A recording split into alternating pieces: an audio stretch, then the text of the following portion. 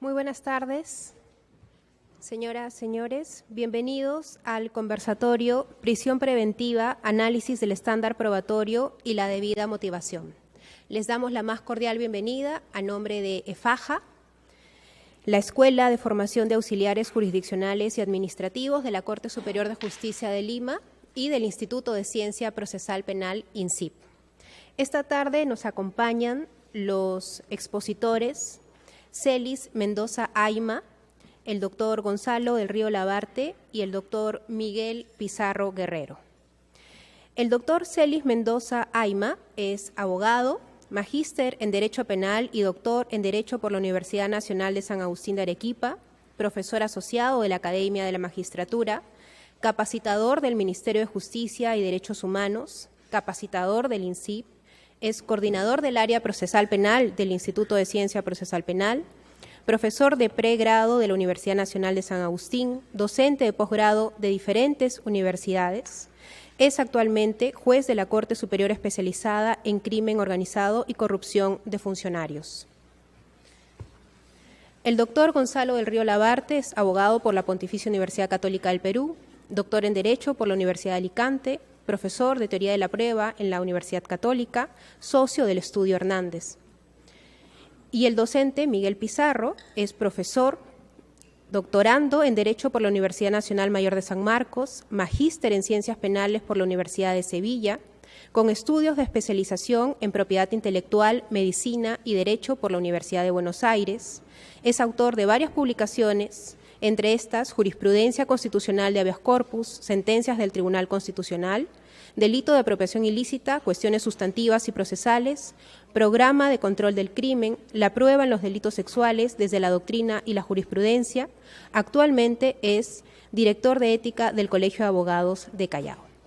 La mesa de honor con la que contamos hoy se encuentra presidida por el doctor Celis Mendoza, quien no solamente va a ser expositor, sino también moderador de la mesa y a quien le cedo el uso de la palabra. Adelante, por favor.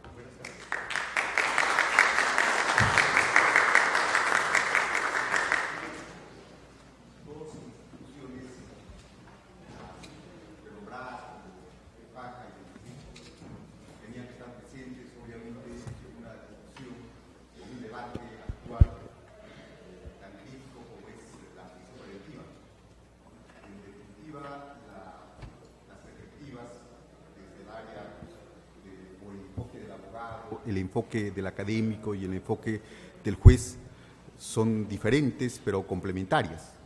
Entonces, esta es una interesante oportunidad para que se pueda reflexionar sobre esos temas y desde la coordinación del área de Derecho Procesal vamos a iniciar esta sesión con el formato siguiente.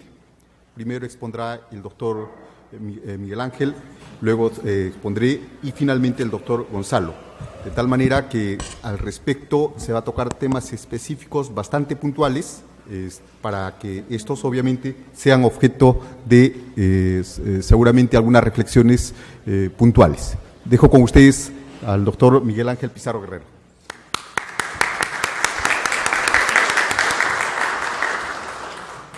Primero quiero agradecer a los organizadores de este evento y en segundo término me siento bastante contento de estar aquí en este lugar donde todos los días se hace justicia o se pretende hacer justicia y al lado del doctor Gonzalo del Río personalmente es la primera vez que lo conozco, pero es tarea obligada de ese tema haberlo leído.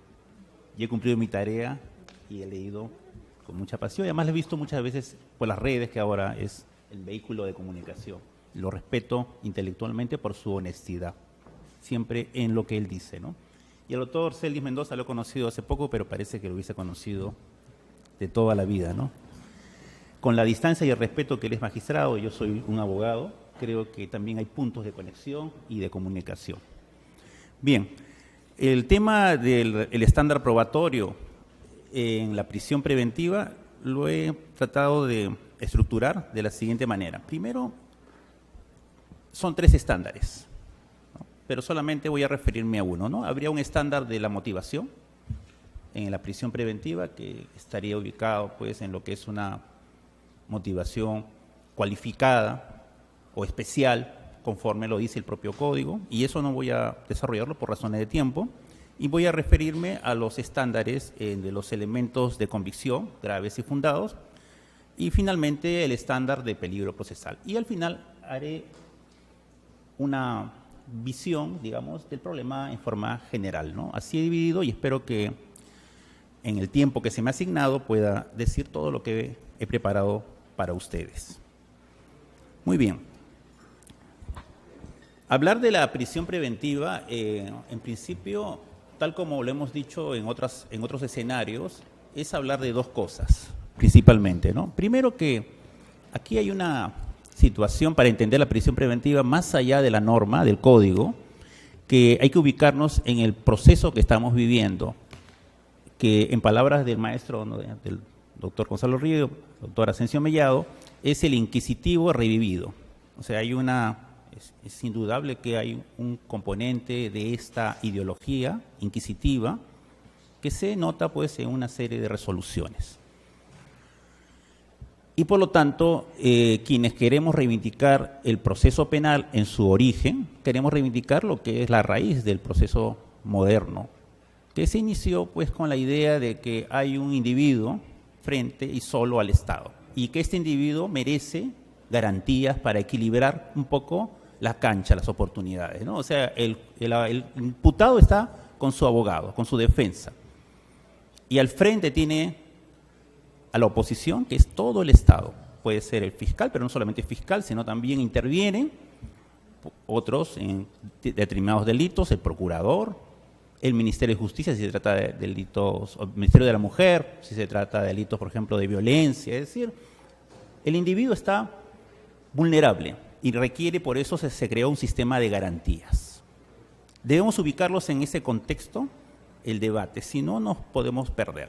Número 2, este tema de los presupuestos ya estaba en el propio libro de César Beccaria, César de Bonesana, el Marqués de Beccaria. Ya se encontraba en Los delitos y las penas, cuando él textualmente dice: para ordenar prisión antes de la condena, era la estrechez de la cárcel, no puede ser más que necesaria.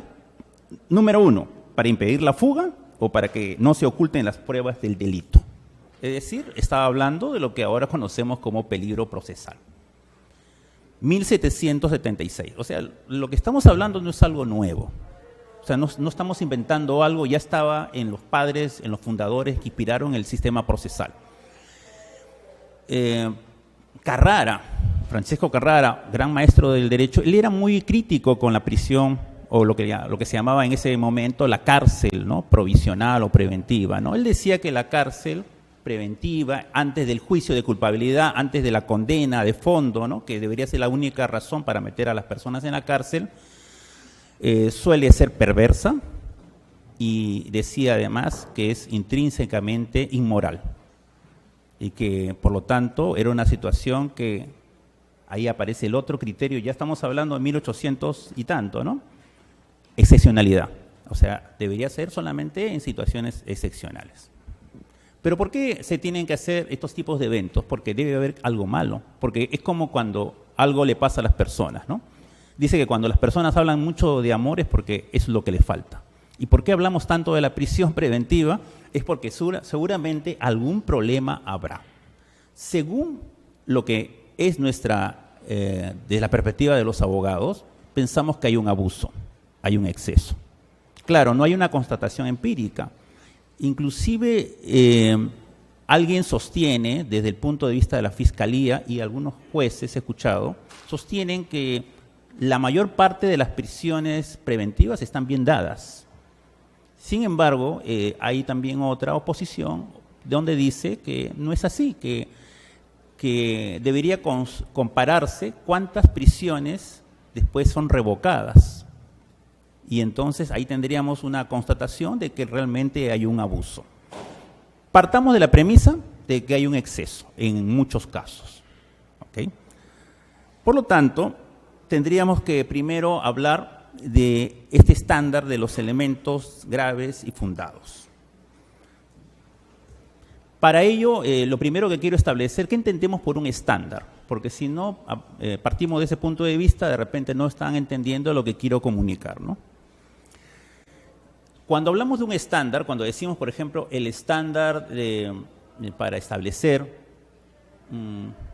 el estándar de las comunicaciones, cuál debe ser el estándar de la salud, estamos estableciendo algunos criterios, algunos niveles que nosotros creemos necesarios para garantizar determinada calidad.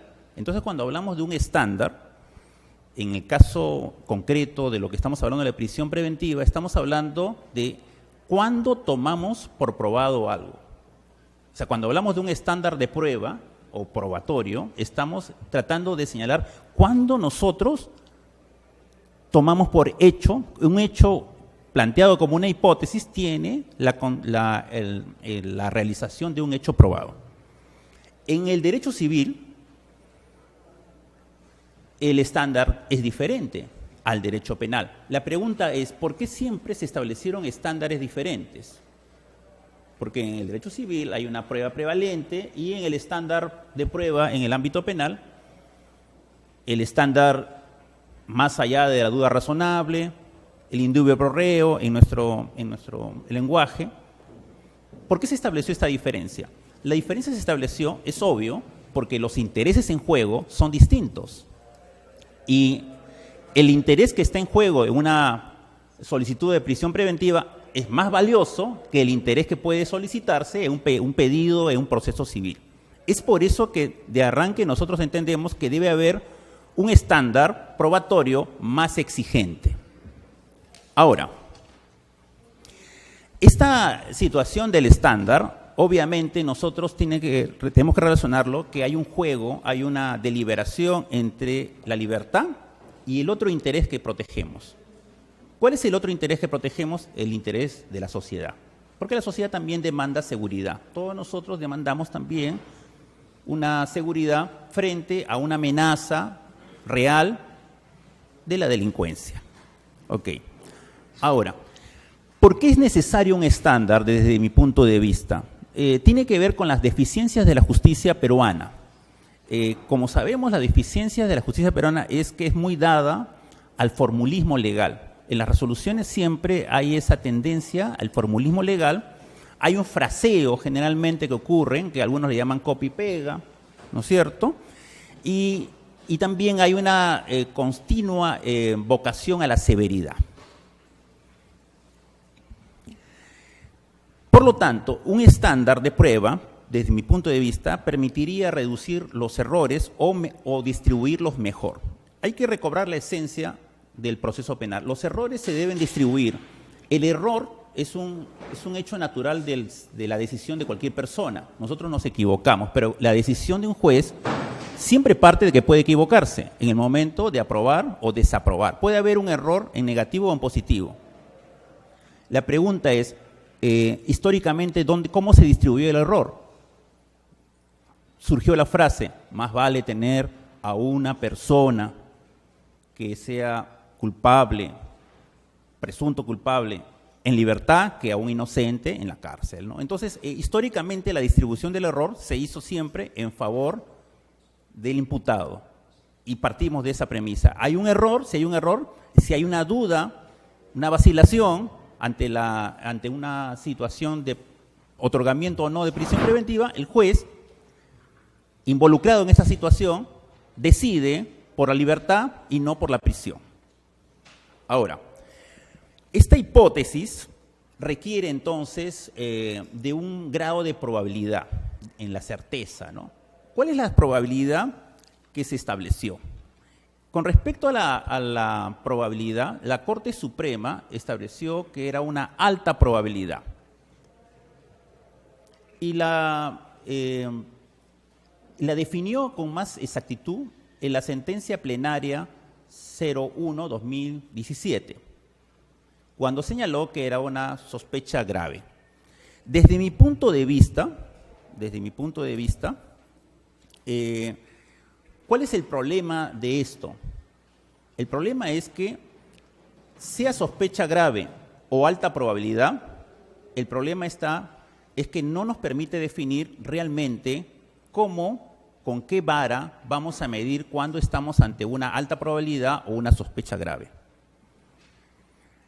Así lo señala el doctor Gonzalo Río en su libro, en la página 110, cuando dice se debe valorar la probabilidad de que el fallo que pone fin al proceso sea de carácter condenatorio. Y en la página 158 de su libro dice, establece un régimen probabilístico. El doctor San Martín señala algo parecido cuando dice, el juicio de probabilidad o verosimilitud de carácter objetivo, apariencia probable de legitimidad, que se funda en los actos de investigación sobre la responsabilidad penal del imputado. Pero ¿cuál es el problema real entonces? El problema real es cuáles serían esos anclajes, esas anclas para poder establecer cuándo estamos ante una alta probabilidad o una mediana o baja probabilidad, cuándo es una grave sospecha. Ese es el problema que, desde mi punto de vista, creo que genera los debates en las audiencias. Algo se ha avanzado en el tema y creo que deberíamos tomar en cuenta lo que un autor que no es muy conocido, que se llama Hans Reichenbach, en su libro Experiencia y Predicción, señala. Él señala que la epistemología, que vendría en auxilio para dar respuesta a esta cuestión, tiene dos tareas. Primero, una tarea descriptiva, nos describe el problema. Y segundo, una tarea crítica, revisa la validez y fiabilidad. Porque todo depende del punto de partida. Para Peirce, el famoso autor de las aducciones, partimos de conjeturas. Es decir, el fiscal nos plantea también sus hipótesis a modo de conjeturas. Y la motivación ofrece razones para la conjetura. O sea, para por qué aceptamos una conjetura, una hipótesis como válida. El psicólogo Jeremy Brunner y el juez Anthony Anderson, en un libro que se llama The Meaning in Law, señala que la motivación tendría dos aspectos, narrativa y lógica. Y hay un antropólogo, lingüista ruso, Vladimir Prof, señala que las narraciones sirven como interpretantes de las proposiciones lógicas. ¿Qué significa todo esto? Que a los jueces, los fiscales le llevan historias.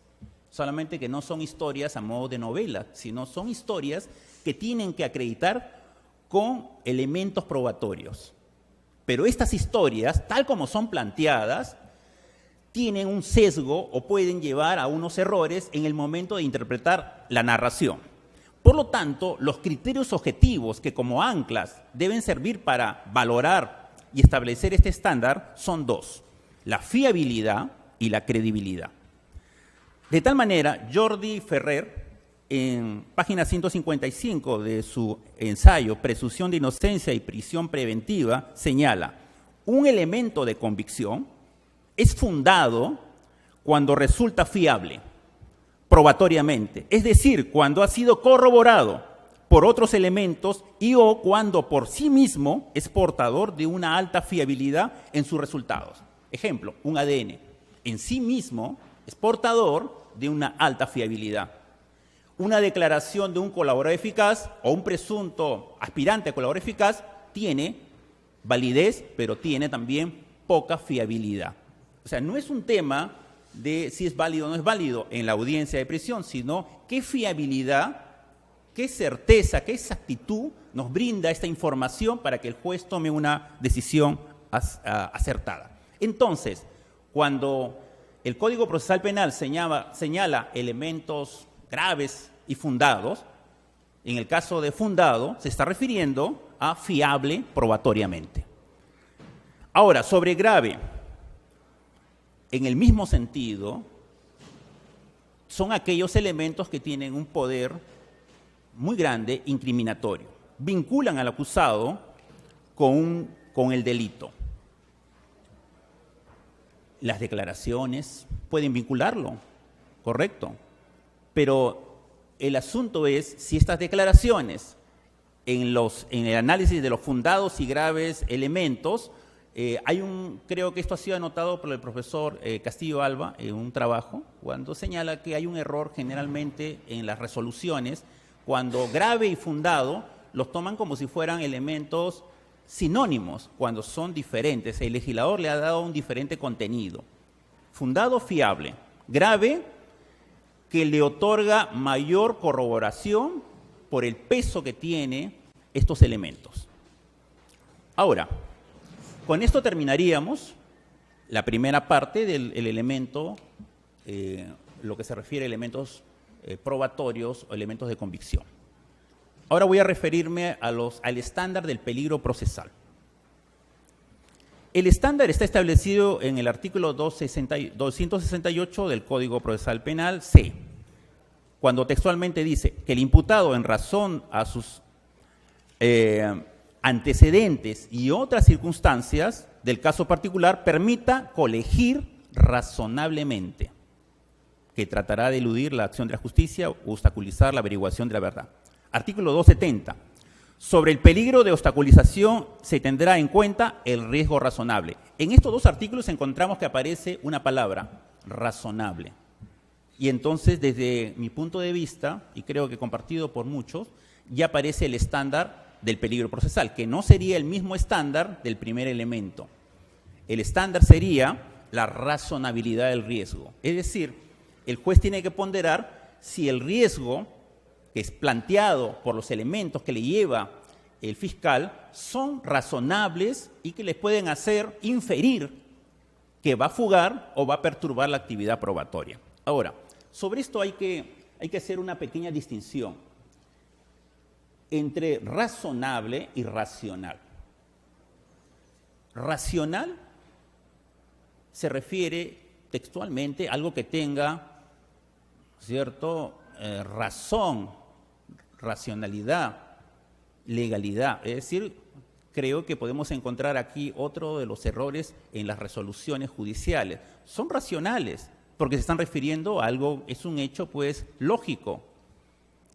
Pero ¿qué pasa? El legislador no ha hablado de racionalidad, sino algo diferente, razonabilidad. ¿Cuál sería la diferencia?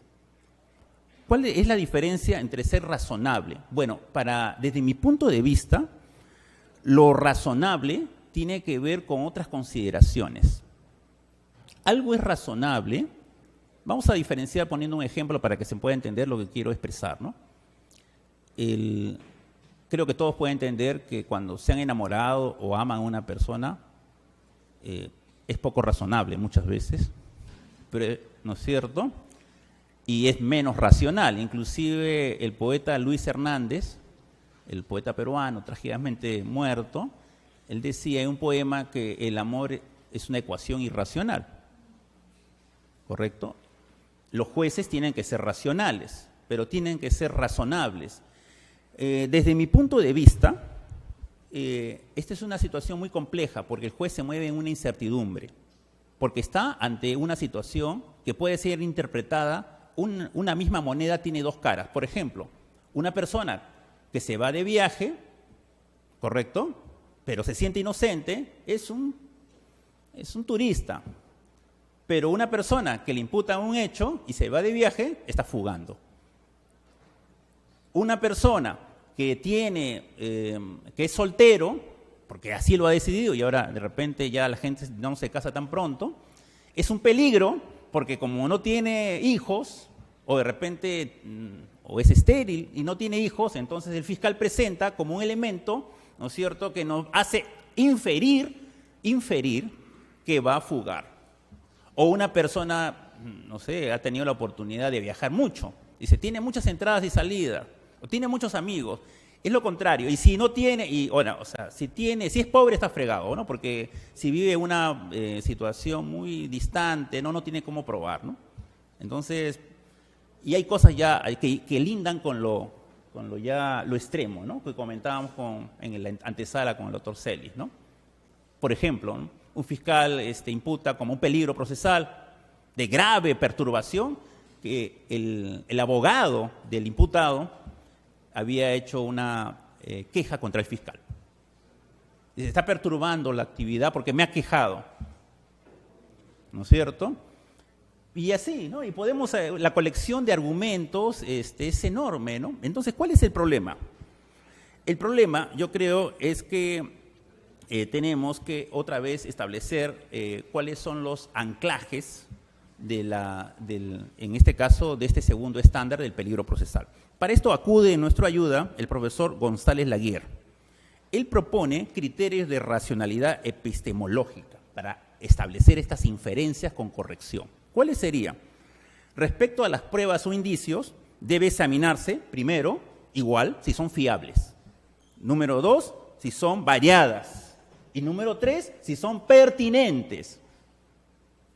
Segundo grupo, respecto a las máximas de experiencia, debe estar debidamente fundamentadas, porque muchas veces se basan en máximas de experiencias que no son tales, ¿no?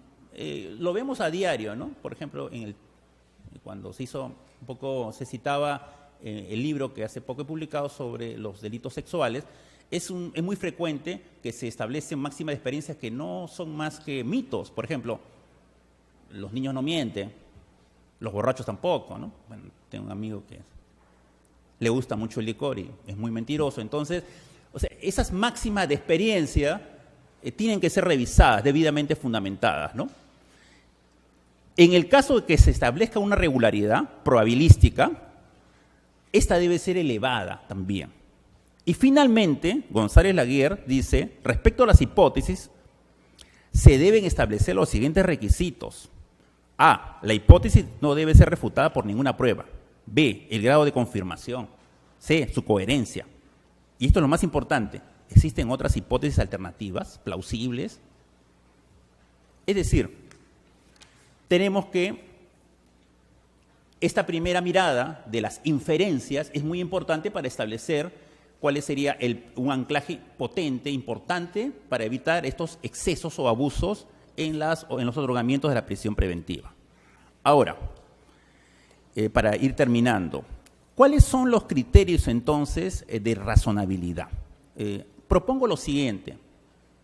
Es una propuesta, digamos, que trató de recoger el sentido mismo del proceso. El proceso penal y la prisión preventiva es accesorio al proceso penal y por lo tanto debe seguir sus fines. ¿Cuáles son los fines del proceso penal? Podemos discutir, ¿no?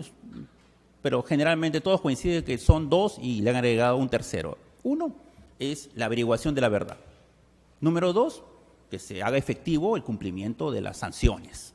Y número 3, también los intereses de la víctima, ¿no es cierto?, de la parte perjudicada. Y por lo tanto, yo propongo que debería mirarse estos anclajes del peligro procesal desde dos criterios. Uno, desde la ética, y otro, que sería motivo de una larga exposición, que no puedo desarrollarla por el tiempo, pero voy a mencionarla, el tema de la estética. Muy bien. Brevemente, la ética confronta al sujeto, porque hay que diferenciar esa diferencia que a veces se hace en el punto de vista de la filosofía, de la ética es el sujeto frente a los demás. El juez no solo está frente a los demás. ¿Quiénes son esos demás? Uno es el individuo, la persona del imputado, pero también tiene frente a la sociedad. Es importante este aspecto. Ahora, ¿cuál es la ética que nosotros compartimos? Porque no estamos viviendo en un mundo alejado de las consideraciones sociales. Nosotros pertenecemos a un mundo ideológico cristiano y la base de nuestro código es también cristiano. Yo he encontrado que en el Evangelio de San Mateo 25, Jesucristo señala que la entrada en el jardín del paraíso es a quienes hayan visitado a los presos, porque Él se identifica con los condenados por la justicia. Y textualmente dice, cuando, Señor, te vimos en la cárcel y fuimos a verte. En el Antiguo Testamento, Yahvé anuncia su atención privilegiada a los presos, pues proclama que envía un profeta para anunciar la libertad de todos los cautivos. El Papa Francisco, en su visita a Panamá recientemente, dice, la cárcel es un lugar de doble sentido de castigo y sufrimiento y tiene mucha necesidad de atención y humanidad. La ética nos obliga entonces al juez a reconocer en el otro a alguien insustituible y que lo puede afectar de manera grave al mandarlo a prisión sin tomar en cuenta todo lo anteriormente señalado. La humanidad del otro nos convoca a un comportamiento ético y moral por parte de los jueces. Hay una novela de Albert Camus, El extranjero. En esto hay un personaje, el reo Marceau. En esta novela, Camus, en El extranjero, quería hacer de notar una denuncia de la sociedad, o a la sociedad, su olvido del individuo. O sea, la sociedad ha olvidado al individuo porque el preso, el reo, en una cárcel peruana, quieras o no, pierde dignidad. Y como no es un proceso civil donde hay una contracautela, ¿cuál es la contracautela aquí? No existe, y por lo tanto, esos meses, esos años que puede estar en prisión preventiva, sin sentencia final, nadie se los puede devolver. Estas consideraciones, en mi punto de vista, tienen que tomarlas en cuenta los jueces al momento de resolver. ¿Por qué? Hubo un experimento por el psicólogo Milgram en la Universidad de Yale. Él demostró que todos podemos convertirnos en personas crueles, indiferentes, frías, mecánicas. Y eso es lo que puede pasar y lo que puede estar pasando con un sector de la judicatura. No es que sean personas malas en sí mismas, nadie es malo en sí mismo. El experimento Milgram demostró que nadie es malo en sí mismo, sino depende de las circunstancias. ¿Y cuáles son estas circunstancias? El discurso, las redes, la voluntad política, la lucha contra la corrupción, que todos pueden coincidir, la lucha contra la criminalidad, tolerancia cero, puede ser que genere un sesgo en los jueces. Y sin darse cuenta, no tomar conciencia debidamente, ellos ya tengan una predisposición para meter a las personas en la cárcel, porque tiene esta derivación cognitiva, ¿no? Creo que eso se podía evitar si el juez primero piensa de manera independiente. Una tutela ajena sin prejuicios, ponerse en el lugar del otro.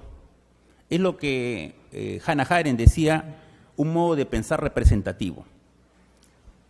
Y para terminar, recordar lo que hay un libro muy bonito que es de un autor no tan conocido que se llama Virgil Georgiou, que escribió un libro que se llama Cero y el infinito. Él dice que hay una ecuación.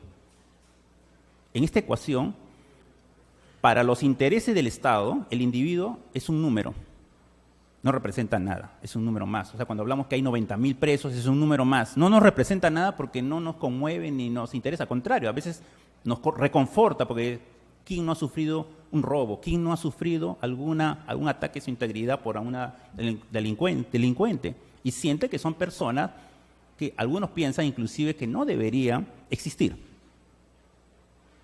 Pero todo eso ya pasó en la historia y hay que advertirlo en grados muy severos. En la sociedad que construyó el nazismo había una categoría que se llamaba los asociales. No eran los judíos, ojo, era el enemigo del pueblo, eran los asociales. ¿Quiénes eran los asociales? Los que eran personas que no representaban los intereses de la voluntad del Estado, donde el individuo nada representaba. En esta novela, Cero y el infinito, la ecuación debe ser que una sola persona, el valor de una sola persona tiene un valor infinito y no de cero. Y la única forma de lograr esto es recurriendo a estos estándares a través de estos anclajes que he llamado. Número uno, entonces, ¿debe haber un estándar de motivación? Sí, porque lo establece el propio código. ¿Que debe ser más elevado que el estándar habitual? Sí. No en número de palabras, sino habla de cualificado. Debe estar vinculado, por lo tanto, a un control de convencionalidad de los jueces. Número dos, el estándar de fiabilidad de los elementos de convicción debe tener dos anclajes, que es la fiabilidad y la credibilidad. Y finalmente, el estándar de peligro procesal debe vincularse a un cuidado muy severo, muy puntual de las inferencias probatorias, y el juez no debe olvidar lo que es la ética y su obligación frente a la sociedad y a la persona humana. Muchas gracias.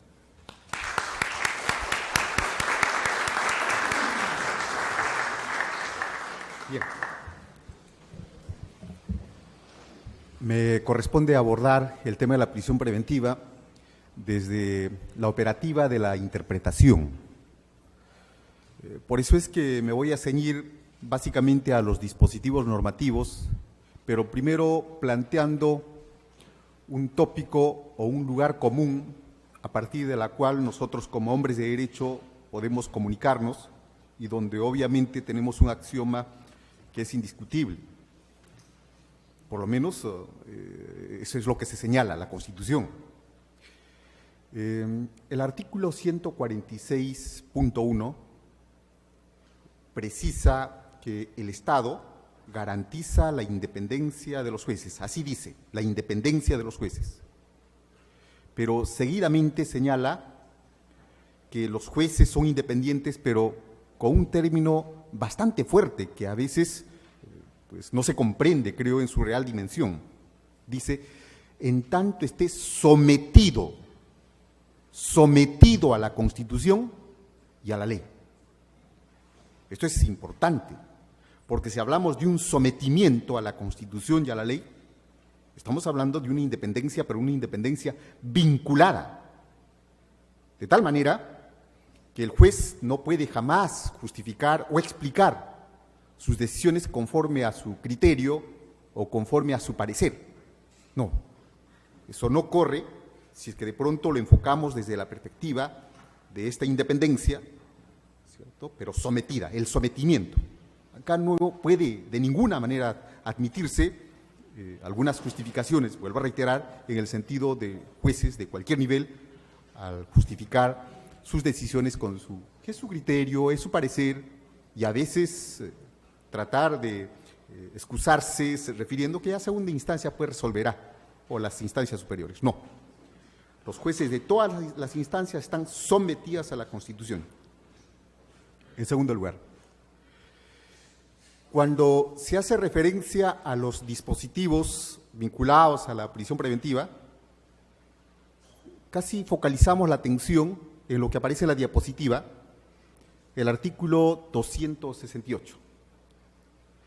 Y es ordinario ver que la discusión va a girar en función de los tres presupuestos materiales, y son tres nada más, de hecho. Pero se soslaya lo fundamental en este esquema que se aprecia. Tenemos pues primero la Constitución, el artículo 6º y el artículo 7º, tenemos el artículo 253, 254, y finalmente en ese contexto recién tenemos los dispositivos, el dispositivo, perdón, del artículo 268, que debe estar cargado de contenido constitucional. Pero además, desde la perspectiva de la Constitución, acá hay un tema muy importante.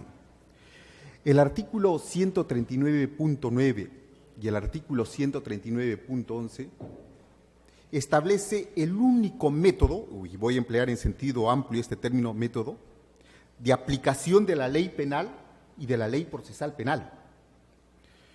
Ese mandato, que parece un principio reglado, no lo es para los jueces civiles, ni los jueces laborales, ni los jueces comerciales, sino solamente para los jueces penales o para los operadores penales. Y les dice, si vas a aplicar una ley penal, no hagas interpretaciones extensivas, no hagas interpretaciones analógicas. Eso dice, así como regla. Así que no hay posibilidad de que eventualmente algún juez pueda escaparse esa metodología. Eso digo como deber ser. Pero lo cierto es que muchas veces encontramos más bien razonamientos que no se sujetan a este único método. Un ejemplo de siempre, a propósito de la suspensión del plazo de prescripción, que como efecto aparece como consecuencia de la disposición de formalización de investigación preparatoria. Y sin embargo, ese efecto de la suspensión es asignado a la acusación directa, pero la acusación directa no tiene esa consecuencia. Sin embargo, el razonamiento desde el parecer del juez, bueno, como la acusación directa también da inicio al proceso, al igual que la disposición de formalización de investigación preparatoria, entonces pues le asignamos también la consecuencia de la suspensión. Analogía, integración analógica. ¿Y qué hay de ese método? Entonces, como ven ustedes, el problema está desde su base. Primero, escapan de la sujeción, de ese sometimiento a la Constitución, no utilizan el método, y peor, cuando se hace una lectura de los principios, estamos hablando del artículo 7º, del artículo 6º, de los artículos 253, 254, pues simplemente no se hace una interpretación sistemática, no se carga de contenido a los dispositivos, al dispositivo del 268. En su momento, nosotros habíamos dicho de que se trataba de una suerte de tensión en esa suerte de tránsito de un Estado legislativo a un Estado constitucional. Y ciertamente nosotros habíamos creído que de eso se trataba, que probablemente eran los jueces desde un paradigma legalista que aplicaban la ley y que eran pocos los jueces desde una perspectiva de una legalidad constitucional que pues predicaban esta forma de aplicar los dispositivos conforme a la Constitución. Pero en realidad el verdadero dimensionamiento del problema nos lleva a un aspecto más crítico. Porque si por lo menos hubiera una sujeción a la ley, a los términos de la ley, habría algo de garantía. Y ahí está el problema, que esa crítica que hacíamos a los paleopositivistas, ¿cierto? Por lo contrario, en este contexto viene a ser más bien un reclamo de esos paleopositivistas, porque por lo menos los positivistas van a respetar íntegramente cada término del dispositivo. Pero cuando estamos más bien ante una suerte, y voy a utilizar el término que utiliza el doctor Gonzalo cuando habla del fraude de las etiquetas, y voy a hablar del fraude de la ley como institución de la teoría general del proceso, cuando de pronto se hacen interpretaciones manipulativas, aditando algo que no aparece en el dispositivo o sustrayendo algún elemento, eso sí es peligroso.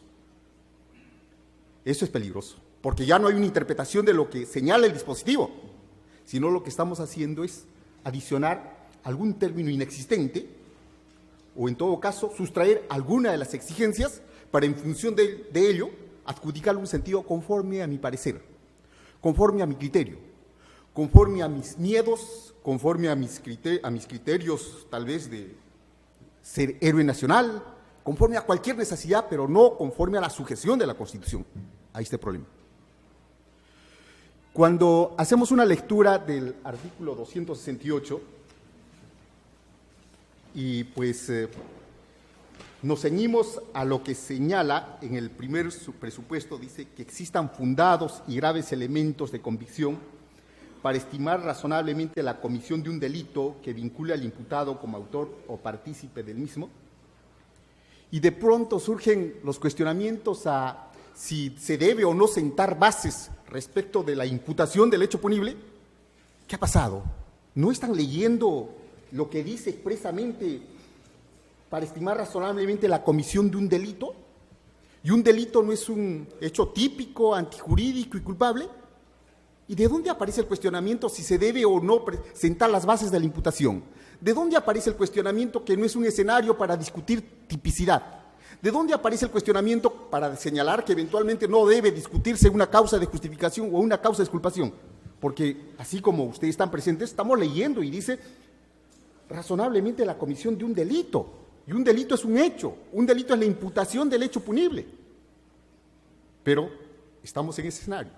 De pronto, pues, conviene solamente la incorporación de elementos de convicción, esto entre comillas, como una suerte de discusión en rueda libre, sin vincularlo con las proposiciones fácticas de la imputación, y pues, en medio de la confusión, las consecuencias siempre son gravosas para el imputado. Porque un control de esa imputación, no para sobreseer, sino para que sea el tema probatorio, es de suyo lógico. Es la base sobre la cual se tiene que discutir esos denominados elementos de convicción. Sin esas proposiciones fácticas que configuran el hecho delictivo, los elementos de convicción no tendrían ningún sentido. Pero vean ustedes cómo este dispositivo incluso hace una mayor exigencia. Dice que vincule al imputado como autor o partícipe del mismo. Está exigiendo niveles de intervención delictiva. Fácilmente soslayan esto, porque resulta que dicen, no señor, estamos hablando todavía del inicio de la investigación. Cuidado, si se está hablando de sospecha grave, estamos hablando de una alta probabilidad de condena, estamos hablando ciertamente ya de la postulación de proposiciones fácticas que configuren el nivel de intervención delictiva. No estamos hablando de una sospecha reveladora, sino estamos hablando de una sospecha grave. Y por tanto, no se puede caer, ¿cierto?, en esa justificación de decir, como recién se está iniciando, entonces no hay todavía posibilidad de una imputación definida. No, porque estamos hablando de una prisión preventiva. Porque lo dice claramente, y empatemos esto directamente con lo que señala en la primera parte, fundados y graves elementos de convicción.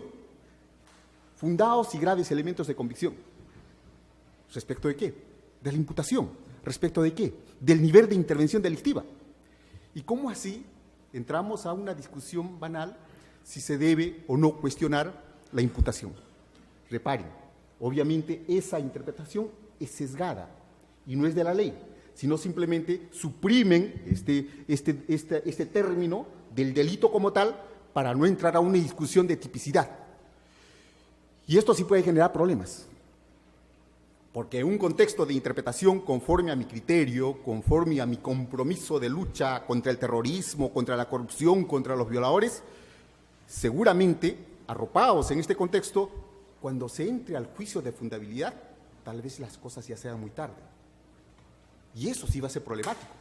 Algo que podía haberse superado, ¿cierto? Simplemente cumpliendo esta exigencia, con un adecuado juicio de tipicidad, porque ya estamos hablando de sospecha grave, porque estamos hablando de un estándar que excede incluso la sospecha suficiente de la acusación y que solamente eventualmente supondría una desvinculación de la calificación jurídica. Y es obvio que por lo menos la propuesta debería ser la más seria como corresponde. Pero ahí está la discusión.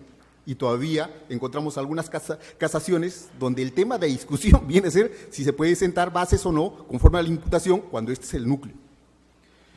Luego, el literal B dice que la sanción a imponerse sea superior a 4 años de pena privativa de libertad. El doctor Gonzalo del Río Labarte se ha desgañitado en todos los escenarios y donde le he escuchado decir, señores, este es un límite penológico para que a ningún juez se le ocurra dictar prisión preventiva en supuestos de pena inferior a los 4 años. Pero 4 años no es gravedad de pena, no es gravedad de pena. Y solamente por una cuestión de interpretación. Esto se encuentra regulado en el artículo 268, numeral B, y gravedad de pena lo encontramos regulado en el artículo 269, numeral 2. Es que gravedad de pena, pues es gravedad, pena absoluta, cadena perpetua, 35 años, 30 años, 15 años. Pero en esa forma simplificada, vean ustedes cómo se realiza muchas veces la interpretación. Consideran de que este presupuesto de los 4 años de pena privativa de libertad es gravedad de la pena y con ello es suficiente. Esa interpretación no corresponde, obviamente, a los propios fines del proceso, sino es una interpretación de un dispositivo agrupándolo, obviamente, en el dispositivo fundamental. Hay algo muy importante con relación a estos presupuestos, y lo comentamos con el doctor Miguel Ángel, era que ciertamente el exceso de debate respecto de estos dos presupuestos que viene a ser la plataforma sobre la cual luego se tiene que discutir lo nuclear, lo esencial, que viene a ser el peligro procesal, empleo los términos del doctor Gonzalo del Río Labarte, eso es lo esencial, ese es el núcleo esencial, y la plataforma solamente viene a ser los fundados y graves elementos de convicción de un delito con pena superior a los 4 años, esa es la plataforma, pero lo que corresponde es el peligro procesal, ¿cierto? Y es que es una práctica, esto lo digo desde la judicatura, que se exceda más del 90%, más del 95% en el tema de los elementos de convicción. De ahí que al finalizar, ¿cierto?, el debate sobre ello, esa suerte de prisión preventiva aparezca ciertamente como una pena anticipada. Claro, pues, si hemos discutido con exceso esos elementos de convicción, así sean elementos de referencia, ¿cierto?, para el auditorio o para las personas presentes, llevan a la convicción, bueno, sí, pues se merece esa prisión preventiva. Y no es casual que los medios de comunicación, en efecto, hacen referencia a ese merecimiento, ¿cierto?, de una suerte de pena anticipada. ¿Por qué? Porque obviamente están partiendo de una verosimilitud del contenido de los elementos. El profesor Omar Sumaria hace referencia a este tema más bien de una probabilidad, de una verdad sin contenido, probabilístico, y que es muy interesante, ¿cierto?, en el sentido de decir, si esta misma información que de referencia se está discutiendo en el escenario de la prisión preventiva es incorporada en el contradictorio del Pleno con las fuentes de prueba, bueno, esta persona podrá ser condenada, así, para adelante, no una suerte de evaluación de verosimilitud como si el hecho sí hubiera sido realizado, porque eso carga éticamente, obviamente, al operador jurisdiccional y con ello aparece esa suerte de sentencia adelantada. Y cuando pasamos a lo esencial, a lo medular, ya no hay tiempo, ya no hay tiempo. Y se entra pues a esas discusiones sobre razones aparentes del peligro procesal, de esa suerte de señalar como le ha quejado al fiscal o como ha quejado al juez, entonces pues reviste peligro procesal. O como tiene más de 2 casas, entonces no se tiene dónde notificar, por consiguiente tiene peligro procesal. Como tiene dinero, reviste peligro procesal. Como no tiene dinero, reviste también peligro procesal. O sea, el problema de las inferencias y en la exigencia, que me parece muy interesante del doctor, va a ser muy importante para controlar. El tema esencial siempre viene a ser respecto a este tema del peligro procesal. Cuando llegamos al tema del peligro de fuga, la interpretación que también se realiza es una interpretación en listado. Es decir, no se comprende la dialéctica, ¿cierto?, en el sentido de ver que precisamente cuando se habla de un peligro de fuga, tiene que ser un peligro de fuga concreto, sobre la base de ¿qué? Primero, la gravedad de la pena y obviamente los arraigos. Es en ese contexto que se tiene que desarrollar el contradictorio.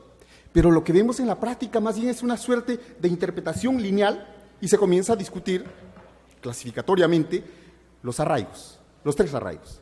Y con interpretaciones, ¿cierto?, que pues llevan a unas exigencias que no aparece siquiera en el código.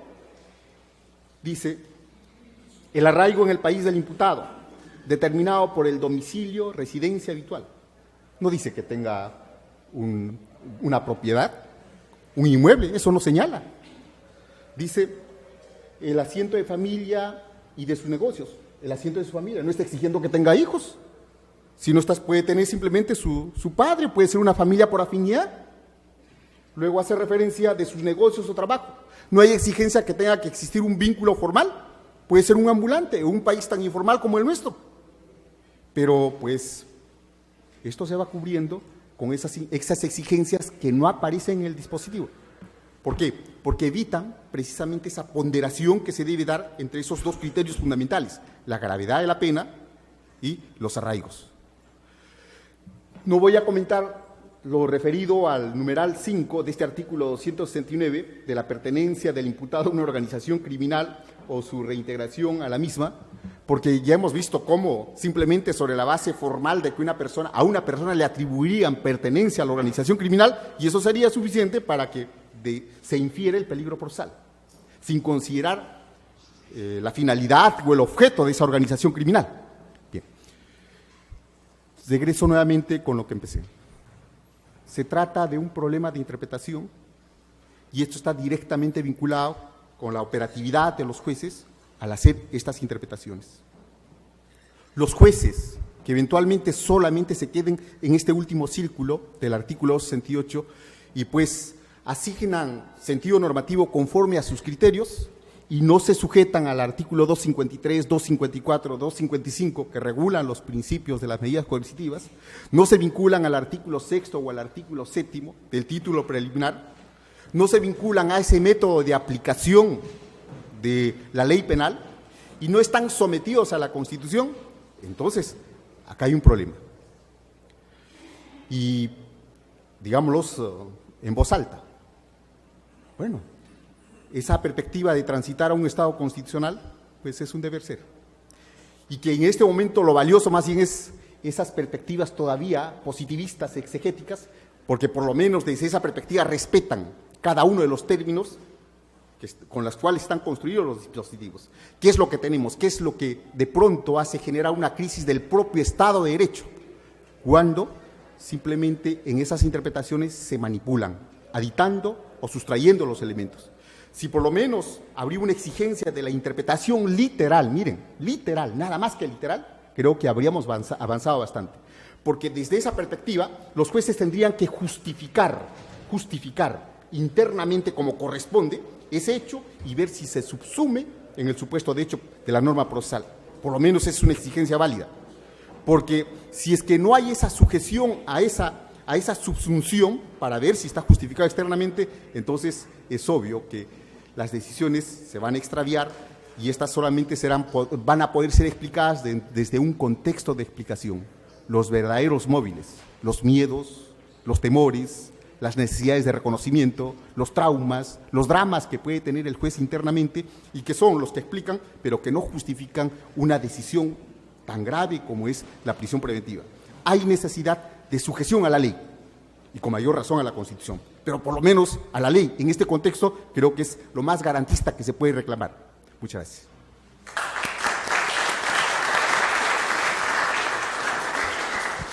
Dejo en el uso de la palabra al doctor Gonzalo del Río Labarte sobre el tema de la motivación en la prisión preventiva. Adelante, doctor. Primero que nada, agradecer la invitación del INSIP y agradecer estar en una mesa con tan distinguidos colegas y desde luego siempre es un honor dictar una conferencia acá. No sucede mucho,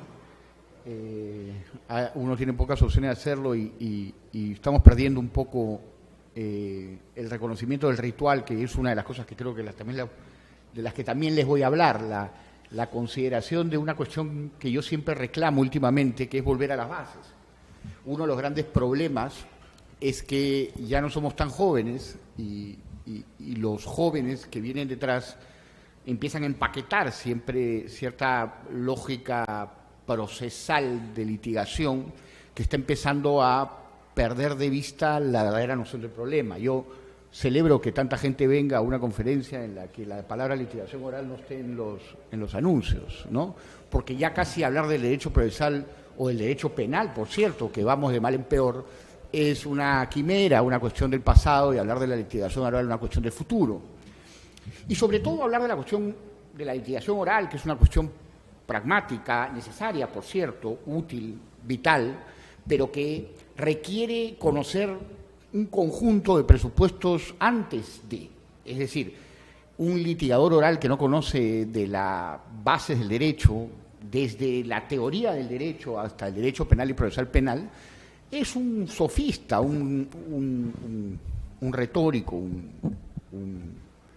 un abogado de cantina, no es un abogado que vaya a resultar desde una perspectiva de la argumentación en un escenario en el que pueda lograr constituir el soporte de la decisión, que vamos a hablar un poco de eso, que de eso trata el debate, y exactamente igual para la Fiscalía. Los abogados, me incluyo, tenemos que ser responsables si somos colegiados cuando nos provoca, no podemos dejar de ser colegiados cuando nos provoca. Hemos creado además, a través de este ridículo argumento de creer que hay que dejar de lado el derecho para concentrarnos en la forma en la que hay que expresar ese derecho, nos hemos convertido además con una candidez tan absurda que hemos caído en el juego absurdo de decirle a la colectividad que somos mentirosos, es decir, de decirle a la colectividad tantas veces que es más importante la forma que el fondo, que la colectividad ha empezado a dudar de nosotros, porque claro, si les interesa tanto la forma y no el fondo, entonces eso te convierte en alguien que trata de persuadir, y la persuasión no es necesariamente la manifestación de la razón. Los retóricos de antaño, los sofistas, no le explicaban a la gente que ese era su sistema, lo ocultaban. Nosotros, los abogados, fundamentalmente los abogados, la litigación oral no ha sido una cuestión exclusiva de los abogados, somos tan absurdos que le hemos explicado a todos que hemos optado por dejar la razón y utilizar la persuasión, que no precisamente se sustenta en la razón. Eso ha llevado a que, por ejemplo, un juez superior hace algunos días declare que los abogados, o los buenos abogados, ya no sé dónde prefiero estar, no sé, si lo citaron mal pido mil disculpas, pero la cita, por lo menos de su declaración, era algo así como: el problema con los buenos abogados es que obstaculizan el proceso, ¿no? El retroceso es lamentable, la fractura social es inmensa, la ausencia de un proceso entendido en los últimos tiempos como un lugar donde tiene que haber un espacio a la contradicción, al debate, a la argumentación, a la victoria de la mejor razón. Como consecuencia de ese debate le hemos perdido totalmente la batalla, hemos fracasado estrepitosamente en la reforma del proceso penal.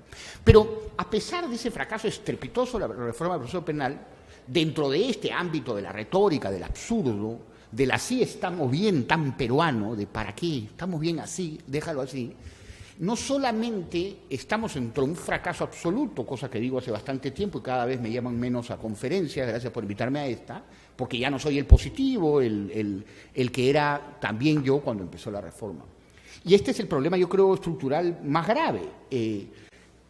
No solamente hay un fracaso estrepitoso de la reforma, sino que ese fracaso estrepitoso no está en los académicos de derecho más importantes que defendieron esta teoría. Es decir, hay muchos que siguen sosteniendo que la reforma es un gran éxito. Entonces, no hay nada peor que tener un problema y no saber que lo tienes. Y luego vienen, creo yo, los chivos expiatorios. Uno de esos chivos expiatorios es, por ejemplo, creer que la prisión preventiva es el problema es estructural. El problema no es la prisión preventiva es, por razones de contexto, de coyuntura, el tema más visible. Es más visible, además, porque soplarte una audiencia de prisión preventiva es más fácil que soplarte una audiencia de juicio oral, ¿no? Básicamente así. Pero no es un problema la prisión preventiva, es un problema la reforma procesal. Hemos fracasado en la reforma procesal. Queríamos un proceso más rápido, no lo hemos logrado. Queríamos un proceso más claro, no lo hemos logrado. Queríamos un proceso que transmitiera mejor la información, no lo hemos logrado. Hemos empezado a ver películas western de abogados, a crear cursos de litigación oral, a viajar a Massachusetts, Chile, Colombia, a aprender cómo se interroga un testigo y a olvidar, que no está mal, por cierto, insisto, no está mal, eso es fundamental dentro de una compleja tarea de prepararse en el ámbito del derecho, pero hemos dejado de lado aquello que era más importante, que era la base del derecho, aquello que tiene que constituir el punto de partida de cualquier argumentación en el ámbito del derecho penal, que ya creo que lo hemos olvidado para siempre, y del derecho procesal penal. Yo siempre es un honor para mí, como lo he dicho en muchas circunstancias, compartir mesa con el doctor Celis, porque el doctor Celis es una de las pocas personas que tiene la honestidad intelectual necesaria para decir lo que piensa. Y me alegro que el doctor Pizarro, a quien también he conocido ahora, mantenga esa misma posición. Ser políticamente correcto es sencillo, pero yo no me rompí las pestañas estudiando esto durante 15 años de mi vida para sentarme en una esquina que me sigan invitando a conferencias y ser políticamente correcto. Yo no me rompí las pestañas y me separé de mis sobrinos, a ninguno de ellos vine a hacer durante 4 años de mi vida para venir y decirles qué linda es la reforma. No tendría ningún valor haberle dedicado toda mi vida a la academia para llegar a la conclusión de que sigo el discurso que cierto establishment quiere que siga. La reforma procesal está fracasando y tenemos que hacer algo para que no fracase. Y los jóvenes que están abocados a la litigación oral tienen que seguir abocados a la litigación oral, pero tienen que además abocarse a otras pautas de comportamiento, como, y lo he dicho en más de una circunstancia, a la necesaria reforma de aspectos del código que han fracasado porque así son los códigos procesales. Los códigos procesales en todas las partes del mundo se crean modelos de código procesal y se reforman, porque es la práctica, el ejercicio jurisdiccional, el ejercicio de la investigación fiscal, los que permite hacer lo que hay que hacer para que un modelo, método o sistema funcione. Prueba y error, eso no va a cambiar en la historia. Ha fracasado estrepitosamente, a mi modesto entender, que no controlemos la formalización de la investigación preparatoria a nivel jurisdiccional. Ha fracasado estrepitosamente que nos hemos abocado a una reforma en la forma, permítaseme la redundancia, en la que tenemos de actuar en el caudal probatorio del juicio oral, pero seguimos utilizando los mismos esquemas del Código del 40 en la investigación fiscal. Seguimos acudiendo a declaraciones fiscales que duran una cantidad de tiempo interminable porque sigue habiendo la pregunta de usted conoce a, que se come el 78, el 80% de la declaración. Y que yo nunca he entendido cuándo esa pregunta de usted conoce a Pedro ha sido utilizada en un juicio oral. Por ahí decir el doctor Celis que acudió bastante más que yo. Tenemos que acudir a criterios que nos modernicen en las lógicas de investigación, las técnicas de investigación, en las técnicas del interrogatorio de la investigación preparatoria, que es el que marca la pauta de la teoría del caso y es el que resulta tan o más fundamental que la investigación oral. Por experiencia profesional, que además creo que es una experiencia pública y conocida para quienes saben quién soy, participo en muchas diligencias de interrogatorios y los interrogatorios siguen siendo los mismos de cuando yo tenía 24 años y hoy día tengo 43, van a ser 20 años de una historia que no ha cambiado absolutamente nada. Es bonito tener un código en la pared cuando nuestras prácticas son las mismas.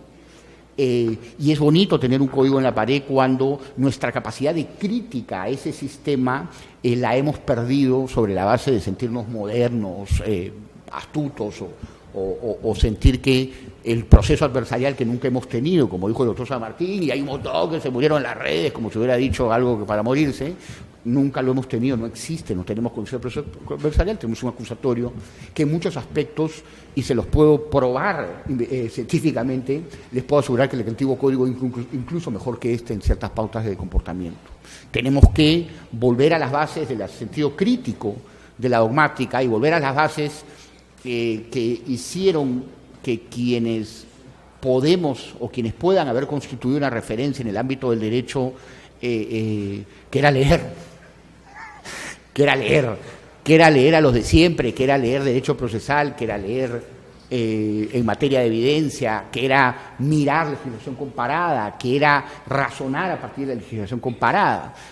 Yo hace ya más de 14 años llegué a España a hacer una tesis doctoral y la ley criminal española prácticamente ni la revisé por razones académicas que me solicitó mi maestro. Ahora he trabajado en un manual conjunto, tuve que trabajar la prisión provisional, una ley decimonónica de 1800, y descubrí que tanto la ley como las modificaciones, que se han dado muchas en el 2000, eran bastante interesantes. Y que a veces uno peca de esta ingenuidad de creer que el código, por el simple hecho de ser nuevo, es mejor, y que ese código podría recoger perfectamente y podría reformarse en el ámbito de la prisión preventiva muchos de los aspectos que tiene la ley criminal. Como, por ejemplo, establecer que la duración de la prisión preventiva, que además nunca se debió llamar prisión preventiva, por cierto, se debió llamar prisión provisional, pero que la duración de la prisión preventiva en el marco de la necesidad de proteger al proceso de una obstaculización probatoria, en la ley española de 1800, demora 6 meses. Es decir, sostener que para el aseguramiento de las fuentes de prueba tengo que detener a alguien 36 meses nos convierte en un país no tercermundista, cuartomundista.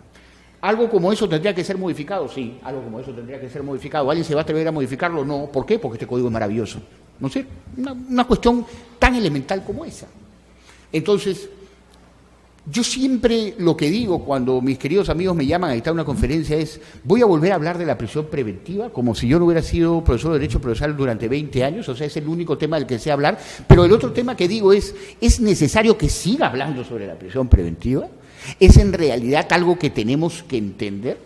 ¿Ustedes conocen a un operador jurídico que aprecien mínimamente que no sepa que la prisión preventiva es excepción? ¿Ustedes conocen a un operador jurídico que aprecien mínimamente que no sepan que la prisión preventiva tiene realmente, yo digo que son 2 presupuestos, pero entiendo que siempre se ha dicho que son 3 presupuestos, no los 5 que inventaron no sé qué día, creo que en una mesa parecida a esta?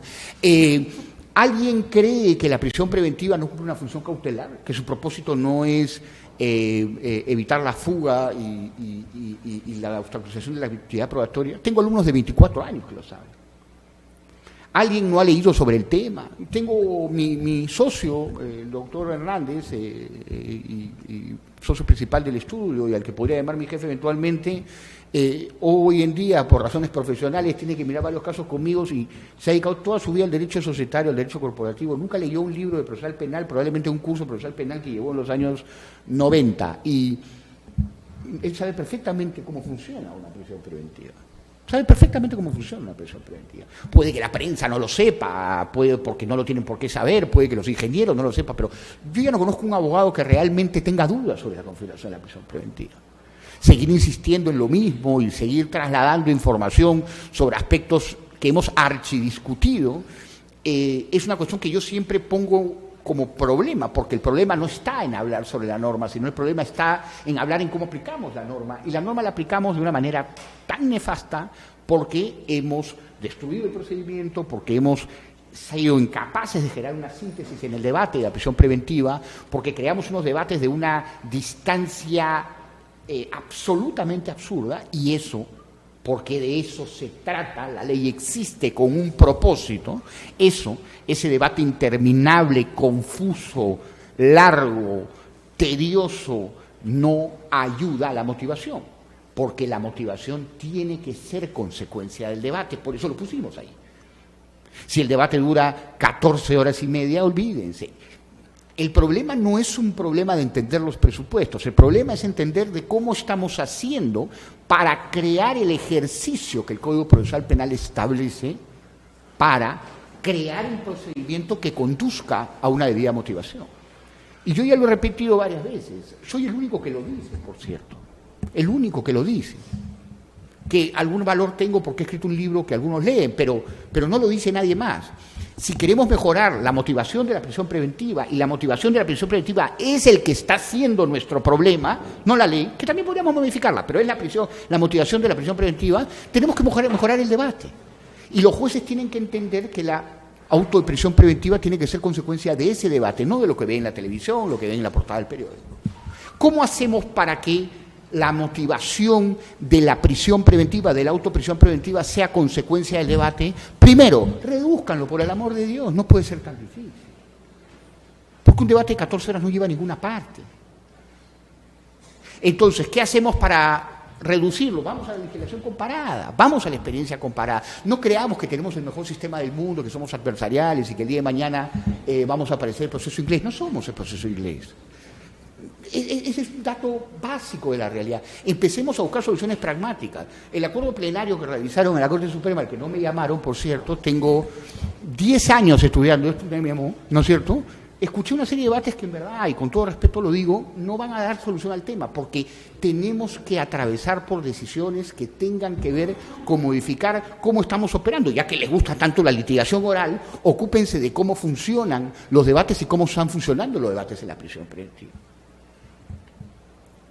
Esto es fundamental en el ámbito de la motivación, es que la motivación sea consecuencia del debate.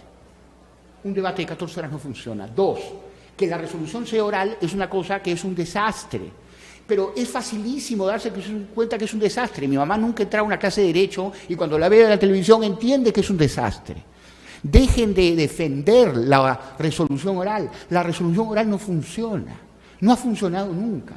La resolución oral es para resoluciones de tipo interlocutorio, sencillas y de trámite, de mero trámite, los decretos de antaño. Las resoluciones orales en las que un juez no puede... Pídale a Vargas Llosa que haga la ciudad de los perros hablando. Es así de sencillo. No sé por qué de pronto creemos que la potenciación hacia el absoluto de la oralidad es mejor. Tanta oralidad como sea necesaria, tanta escrituralidad como sea pertinente. Todos los sistemas del mundo funcionan así. Un juez tiene que reflexionar y tiene que ponderar. Y señores, la reflexión y la ponderación son actividades escritas desde que el mundo es mundo. La escrituralidad desaparecida en la prisión preventiva ha sido uno de los errores más groseros. Entonces, no es que los jueces no tengan capacidad, conozco muchos que las tienen, pero tienen que agarrar el micro, imagínense ustedes, agarrar el micro y respecto de la audiencia empezar a concluir. Bueno, y en cuanto a este tema, claro, no te permite corregir, retroceder, y no me digan que luego se realiza una resolución escrita, porque el doctor Celis puede explicar mejor que yo que eso sirve menos que lo anterior. Es decir, acabas realizando un mamotreto escrito sobre lo que dijiste antes sin capacidad de poder decir cosas como me equivoqué ese día, ¿no? Que no nos vendría nada mal. Entonces, número 1, las audiencias no pueden durar 14 horas. Número 2, las resoluciones no pueden ser escritas. Deben ser escritas y no pueden ser orales. Caminemos por ahí y mejoraremos muchísimo el ejercicio que está fallando. Porque, por supuesto, que cuando tengo que realizar una resolución oral, voy a acudir a lo que perfecto Andrés Ibáñez define hace tiempo como resoluciones apolíticas, ¿no es cierto? Como resoluciones con interpretación abstracta, con carácter general, estereotipadas. Claro, estoy en una conversación y en las conversaciones nos comportamos de esa manera. Es la construcción escrita de una resolución desde siglos la que me permite ponderar, ordenar, estructurar y realizar inferencias lógicas que requieren tiempo y concentración. Y si tenemos que establecer pautas de aseguramiento del proceso entre la audiencia y la resolución, adelante, prefiero una detención de 3 días que una prisión preventiva de 36 meses. Y eso tienen los españoles también, que habría que en imitarlos. El juez puede decretar de oficio la prisión preventiva si la audiencia no se puede realizar de manera inmediata. No nos vamos a morir. Donde sí nos vamos a morir es teniendo la prisión preventiva más larga del planeta, que es la que tenemos, la más larga del planeta. Entonces, es evidente que tenemos que acudir a decisiones pragmáticas que se sustenten en una fundamentación teórica vital, que es la de comprender a la prisión preventiva en su real dimensión y comprender que todo aquello que sabemos no se puede plasmar en el ejercicio del debate que hoy generamos. Pero no solo me quedo ahí, tengo algunas cosas más, por si aún no les parecía lo suficientemente pesimista. Creo que el problema vital también está en que hemos echado a perder aquella teoría que nos sostenía. Es decir, es sobre la base del absoluto desmerecimiento de los conocimientos del derecho procesal en el ámbito de las audiencias donde nos convertimos en el peor enemigo de un ejercicio válido y legítimo en la aplicación. En este caso, seguimos hablando de la prisión preventiva. Yo quiero felicitar al doctor Pizarro porque hay que ser muy valiente en este país para decir que se necesita evaluar un estándar de prueba en el ámbito de la prisión preventiva y de la audiencia de prisión preventiva, cosa que, como bien ha dicho, es verdad. Para el que crea que no estoy diciendo la verdad, tengo evidencia, porque yo sí trabajo con evidencia, ¿no? Y la evidencia que tengo es que hay cerca de 26 jueces que han dicho en audiencia, y está grabado, que en la audiencia de prisión preventiva no se discuten elementos de prueba, sino se discuten elementos de convicción, ¿no? Tal razonamiento es un razonamiento tan pobre, que un amigo español me llamaba a decirme que cómo alguien podría sostener eso en el ámbito de una audiencia. Es decir, ¿cómo puedes pedirle a un juez que realice una inferencia lógica, que establezca que existe alta probabilidad de condena, un pronóstico de futura condena, o pedirle que evalúe la razonable posibilidad de que alguien va a escapar, que alguien va a fugar o que alguien va a obstaculizar la actividad probatoria, si sostiene que lo que tiene ante sí no es prueba? Eso desde la perspectiva del conocimiento, la perspectiva de la filosofía, es una frase tan lamentable que no habría que revisar el porqué de la frase. Habría que revisar si tenemos conocimientos de derecho lo suficientemente razonables para sostener algo como eso. El hecho de que los medios de prueba que se discuten en una audiencia de prisión preventiva, en un proceso cautelar, no sean equivalentes a la prueba plena que se discute en el juicio oral, es una discusión que ha sido superada en los ordenamientos jurídicos más desarrollados que nosotros en el año 1800. Eso hablaba Carneluti y ya lo discutía en el mismo 1900. Estamos en 2019. Por supuesto que lo que se discute en una audiencia de prisión preventiva es prueba, porque prueba es la única que puede llevar conocimiento un juez, y el conocimiento, la información, es la única que puede establecer si algo es altamente probable, por el amor de Dios. Necesito regresar a las bases de lo que es el derecho procesal para no señalar tamaña barbaridad. Y si hay alguien que cree que está decidiendo sobre la base de algo que no son pruebas, ¿cómo actúa? Intuitivamente. Y cree que la actuación intuitiva está justificada. Y cree que está justificada porque repite al uso, señor, este no es un momento para saber si estamos hablando de condenas, ¿no es cierto? Claro, es fácil renunciar al conocimiento del derecho para anteponer la decisión que te hace más popular, menos incómodo, lo que fuera. O para decir que los abogados obstaculizamos la justicia, pero que fuera. Y evidentemente tenemos que regresar a las bases. Y regresar a las bases, señores, es decir, sí, formalmente, desde la perspectiva de la regulación del juicio oral, los elementos de convicción se discuten en una audiencia, no son prueba. Bueno, ya, bravo. Superado eso, lo que tienes ante ti es prueba, pues. Y tienes que tratarla como tal, y tienes que realizar inferencias de tipo lógico, y tienes que trabajar con materia y con las reglas de carácter indiciario, porque si no entiendes eso, vas a creer que puedes tomar decisiones que no suponen nada menos que meter a alguien en prisión sobre la base de un régimen de naturaleza intuitiva. Entonces estamos fallando en el procedimiento y estamos fallando en la renuncia a las bases de siempre. E insisto, yo no me subo al carro de que la prisión preventiva es el gran problema. Yo no creo que sea el gran problema. De verdad, lo digo honestamente. Creo que fue el problema siempre. Creo que nunca lo solucionamos. Creo que creímos que lo habíamos solucionado. Por esta razón que teníamos de ser optimistas y decir, oye, qué bien está la reforma. Oye, ¿la prisión preventiva está bien? Sí, está maravilloso. No creo que la prisión preventiva sea el gran problema. Creo que la reforma ha sido el gran problema. Creo que el gran problema de la prisión preventiva no es su aplicación, es la duración de la investigación, por ejemplo. Creo que una investigación que en 36 meses no se logra su objetivo es una investigación que está fallando. Y creo que antes que revisar cómo es que actuamos en el juicio oral, abogados, fiscales y jueces en el ámbito de la tutela, creo que tenemos que revisar qué nos está fallando en la investigación, porque claramente estamos fallando en la investigación. Los juicios orales, me corregirá el doctor Celis, no están siendo excesivamente largos. Las investigaciones están siendo más largas que una crudela.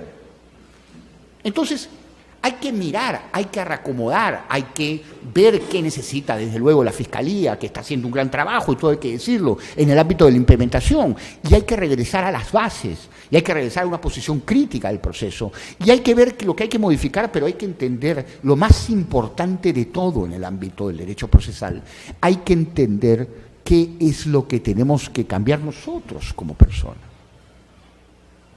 ¿Y cuál es la pérdida de ese razonamiento jurídico vital, la interpretación normativa que hemos perdido y que le ha quitado lustre a aquellas actuaciones que teníamos los abogados en el ámbito de la argumentación, los jueces en el ámbito de la decisión, los fiscales en el ámbito del requerimiento? El derecho, como bien decía el doctor Pizarro al inicio, es el derecho de siempre. El derecho no ha cambiado, no lo vamos a cambiar. No va a venir la Corte Suprema y va a decir que hay 5 presupuestos de la prisión preventiva, porque no puede la Corte Suprema decir que hay 5 presupuestos de la prisión preventiva. Hay los 3 de siempre.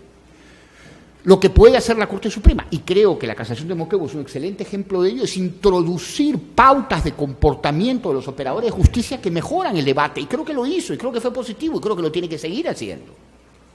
No vamos a encontrar una resolución, que también eso me llama poderosamente la atención. Tiene que venir la Suprema, dictarnos un plenario y solucionar todos nuestros problemas. Eso no va a pasar, porque los problemas prácticos de la prisión preventiva son los problemas del día a día, del caso a caso, no son los problemas de valoración institucional o valoración jurídica de carácter estructural. Y los problemas de la prisión preventiva, si me apuran, además, los mayores problemas de la prisión preventiva, de las últimas prisiones preventivas, de las prisiones preventivas políticas, como lo quieran llamar, son de derecho penal. No son derecho procesal.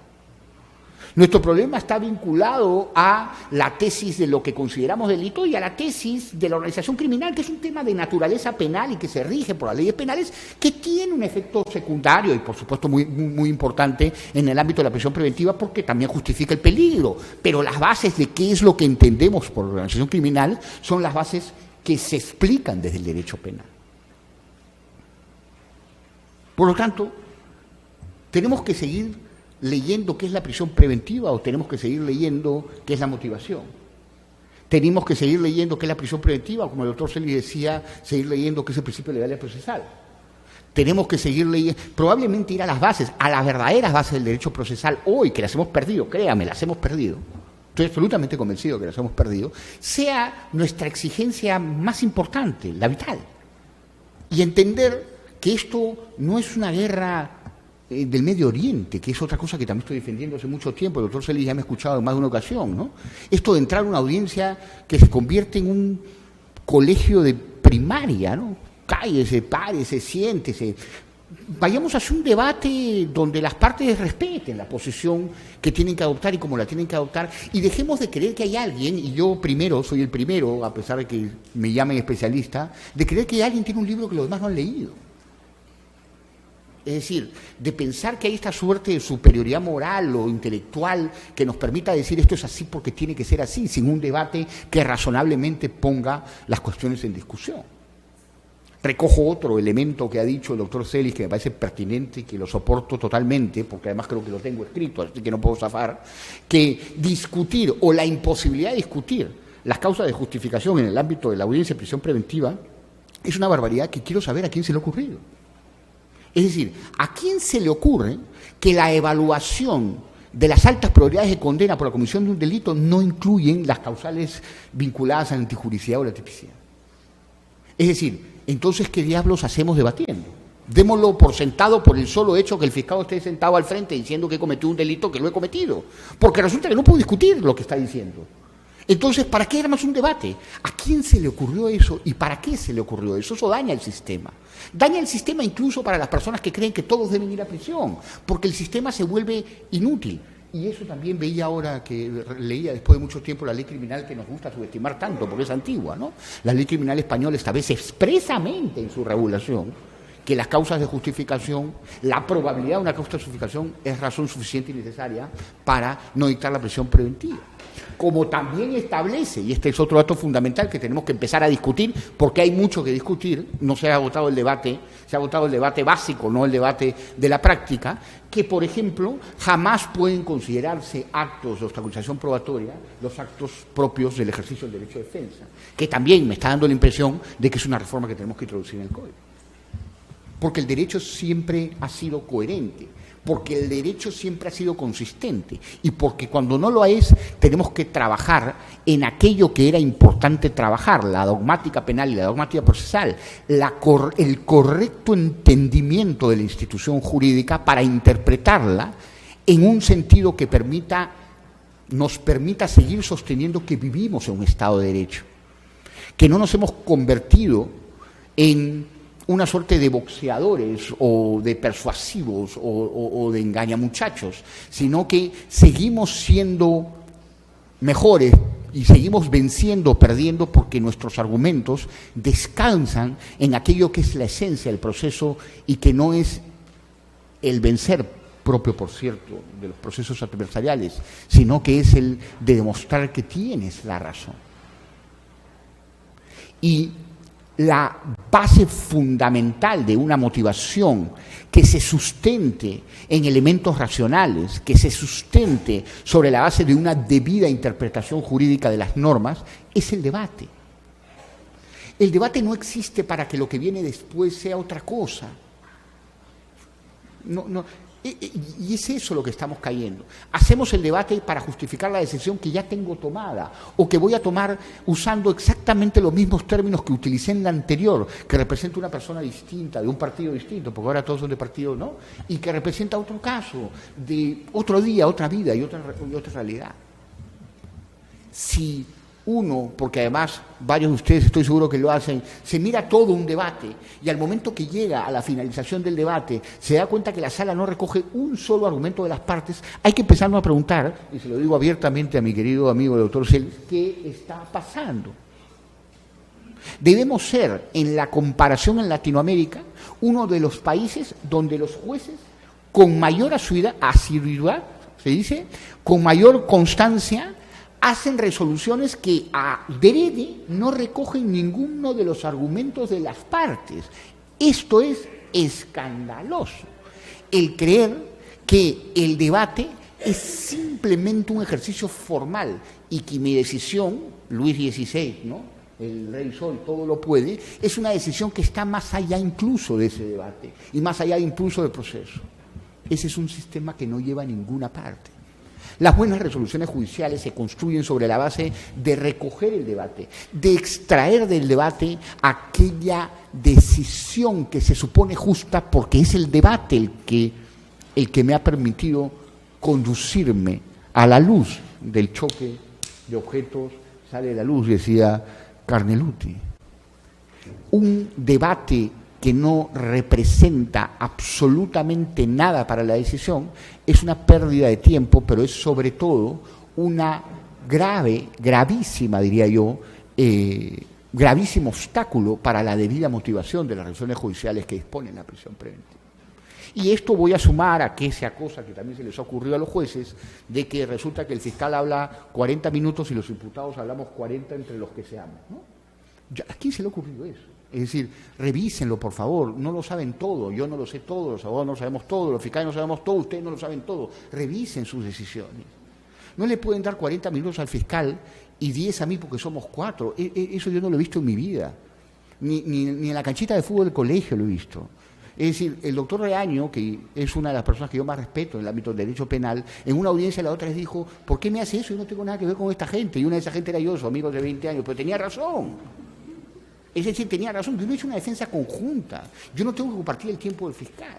Y me ha tocado varias de esas audiencias donde me toca una porción del tiempo. Además, una juez me dijo una vez que era un dato de naturaleza objetiva, ¿no? ¿Cuál es el dato de naturaleza objetiva? Que ustedes son 4 y él es 1. Y yo le digo, pero el dato de naturaleza objetiva es una redundancia, doctora. Es decir, eso no es una explicación. Y ahí te callan, cállese, doctor, y te callas. Y volvemos a el proceso más inquisitivo de la historia del Perú. Revisemos claramente si somos un proceso adversarial, con tendencia al trampolín acusatorio, invertido, de carácter anglosajón, moderno. ¿Verdad? Revisemos. ¿Ustedes creen eso? Ustedes que están, muchos de ustedes por lo menos en el ámbito de la administración de justicia, ¿creen eso? ¿Pueden sentarse a tomar un café conmigo y decir que su proceso es acusatorio? El proceso de ustedes hablan 10 minutos cada uno y ella 40, porque me cae mejor. El proceso que pasa mucho en provincia, que pasa también acá, de que el juez y el fiscal entran por una puerta y el abogado entra por otra. El proceso donde un abogado llega tarde a una audiencia y se cancela y se da por no presentado el pedido, y un fiscal llega tarde a una audiencia y el juez te dice, doctor, ¿esperamos? Y si no esperamos, ¿qué pasa, doctor? ¿Me voy? No, le digo si esperamos o reprogramamos. Doctor, usted no me ha reprogramado una audiencia en su vida. Ah, sí, es que es el Ministerio Público. Ese es el proceso causatorio adversarial, igualdad procesal, anglosajón. Los anglosajones se incendiarían, se suicidarían al ver una cosa así. Y tenemos que empezar a revisar ese tipo de prácticas que hemos asentado. Por supuesto que estoy haciendo muchas en defensa del abogado, porque soy abogado y esa historia ya me la cuento, pero no miren que sé si soy abogado o no soy abogado, tengo razón o no tengo razón, eso es lo importante. Por supuesto que defiendo a los abogados, aquí quieren que defienda a los carneros, a los abogados defiendo, pero lo importante es si lo que digo tiene razón, tiene soporte en la realidad. No es importante si soy abogado o no soy abogado, ni si he escrito o no he escrito, soy profesor o no soy profesor. Eso no es importante. Lo importante es sentarnos en una mesa a discutir con razón, con argumentos. Si tal como estamos llevando adelante el sistema es una buena forma de llevar adelante el sistema. Estoy absolutamente convencido que la respuesta es no. Absolutamente convencido que la respuesta es no. Y no creo que sea muy difícil de explicar. He visto resoluciones, una judicial, no voy a decir nombres para que luego no me acusen de algo, en la que una persona pide permiso para viajar a verse el corazón fuera del país, le preguntan, le dicen no, se queda y le dicen peligro procesal. ¿Cuál es la inferencia lógica ahí? ¿Puedo irme? No, ya está bien, me quedo, peligro procesal. He visto resoluciones que establecen peligro procesal porque no has dado el nombre de un testigo. ¿Qué tiene que hacer el imputado dando el nombre del testigo? ¿Qué tiene que hacer el imputado dando el teléfono de un testigo? La dirección de un testigo. ¿Ustedes conocieron en la historia de la aplicación del Código de 1940 algo así? Yo en mi vida. Así que empecemos a pensar, ¿somos más o menos inquisitivos? Dictar prisión preventiva por el ejercicio del derecho de defensa, dictar prisión preventiva porque no presentó un documento. El imputado como corresponsable de la autoría de la sentencia que lo condena. El imputado tiene que contribuir a su propia condena. Si no contribuye a su propia condena, se va preso. Hay una tautología y pues morir preso igual. Es decir, si no presentas la prueba que te incrimine, entonces te metemos en prisión preventiva. Es que me da igual, señor, me va a meter igual. Es decir, o me mete porque traigo la prueba por la que me va a condenar o me mete porque no se la traigo. Algo está mal ahí. Históricamente no era así. Aquella prisión preventiva, que la detención, el mandato de detención que repudiamos tanto, eso no pasaba. Entonces, ¿somos más inquisitivos o somos más acusatorios? Porque el inquisitivo y el acusatorio no está por, y es verdad que me gusta esa frase, el doctor Shelley siempre se ríe de eso, eso es un fraude de etiquetas. Es bonito decir que un proceso es acusatorio porque lo llamamos acusatorio. Y es bonito decir que un proceso, un código procesal es nuevo cuando tiene 14 años, ¿no? Es bonito. ¿Pero es real? Porque los procesos acusatorios no son acusatorios por lo que diga la ley. Los procesos acusatorios son los acusatorios por lo que se ve, y voy a utilizar un término futbolístico en esto, en la cancha. Y lo que ven ustedes en la cancha es acusatorio independientemente de las prisiones preventivas. Olvídense de las prisiones preventivas. Porque, insisto, las prisiones preventivas siempre fueron un problema de este país. Y la estadística lo demuestra. Lo que pasa es que hay una estadística mal llevada, que es otra historia. Pero creo que ese es mi deber, después de haberme dedicado toda mi vida, a mis 43 años a estudiar esto. Mi deber es ser crítico. Y yo ya pasé la línea de querer ser importante o exitoso. Yo trabajo dignamente, llevo comida a mi hijo y trato de ser mejor persona. Lo demás, lo que logré o no logré a estas alturas de mi vida, ya no me quita el sueño. A los 30 años me lo quitaba. Pero mi posición ahora, mi deber ahora es ser crítico. Yo fui una de las primeras personas que se fue afuera cuando todos los abogados penalistas iban a estudiar una maestría, un doctorado en penal. Tuve la suerte, la tremenda suerte de ser uno de los pocos que se dedicaba al derecho procesal y tuve la tremenda suerte de mal que bien volverme, para bien o para mal, una referencia en el ámbito de esta reforma. Y mi deber ahora es ser crítico, porque es muy fácil no serlo. Es muy fácil no serlo.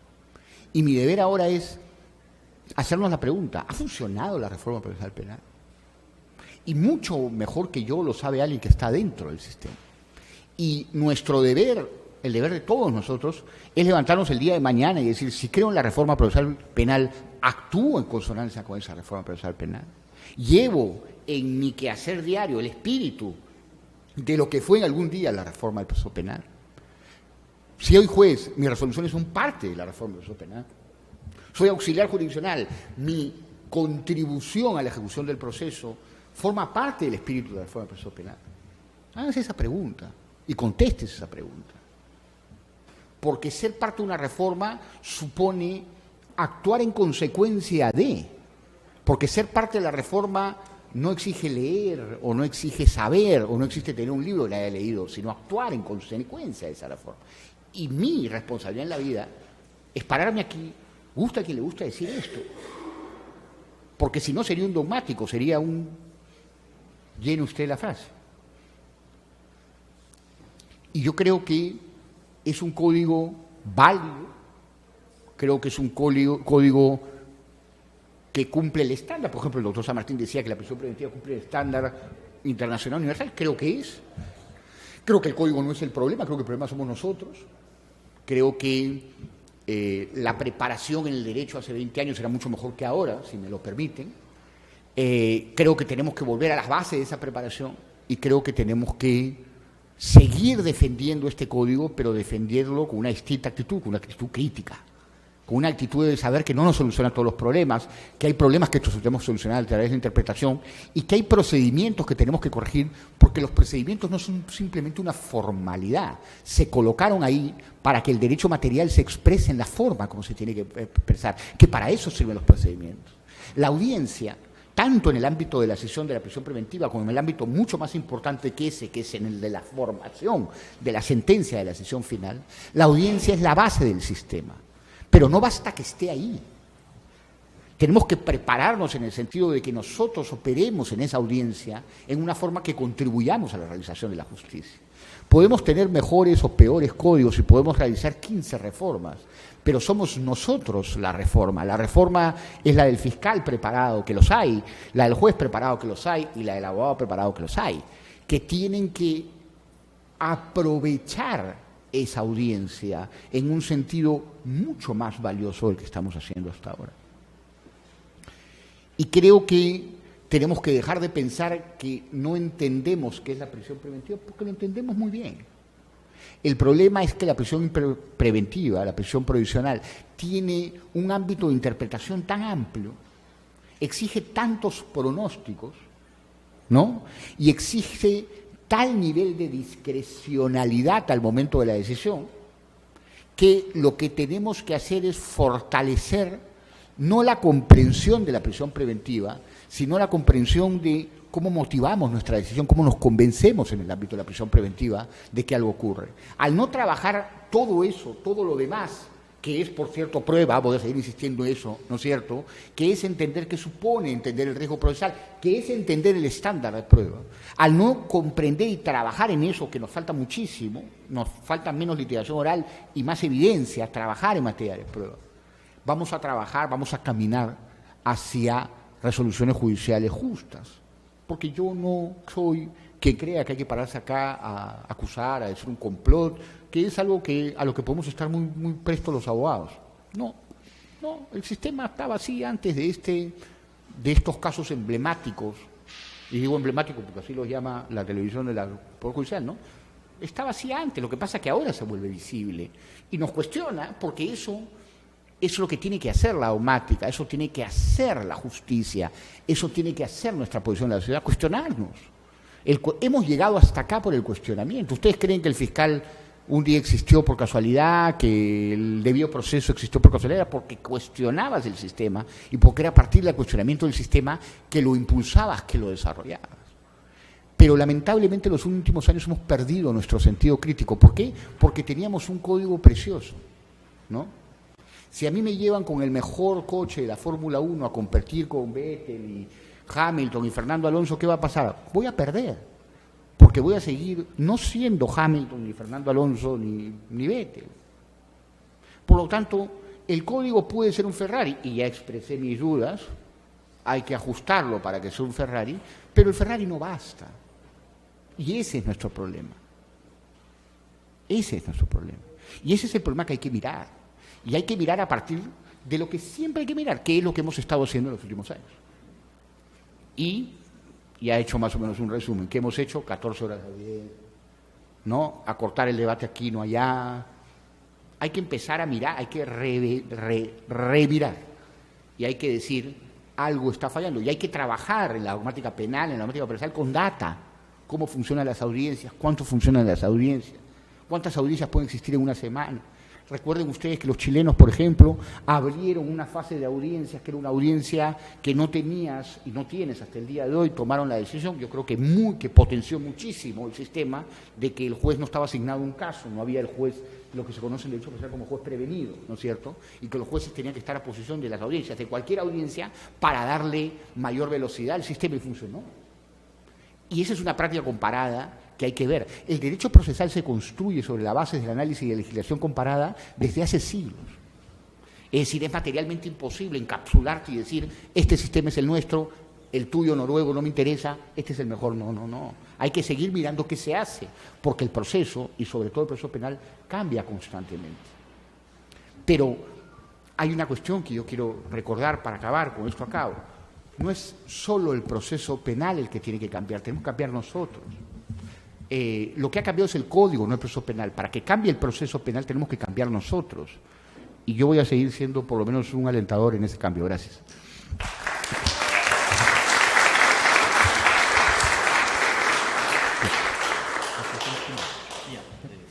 Unas reflexiones finales del doctor Miguel Pizarro. Adelante, doctor.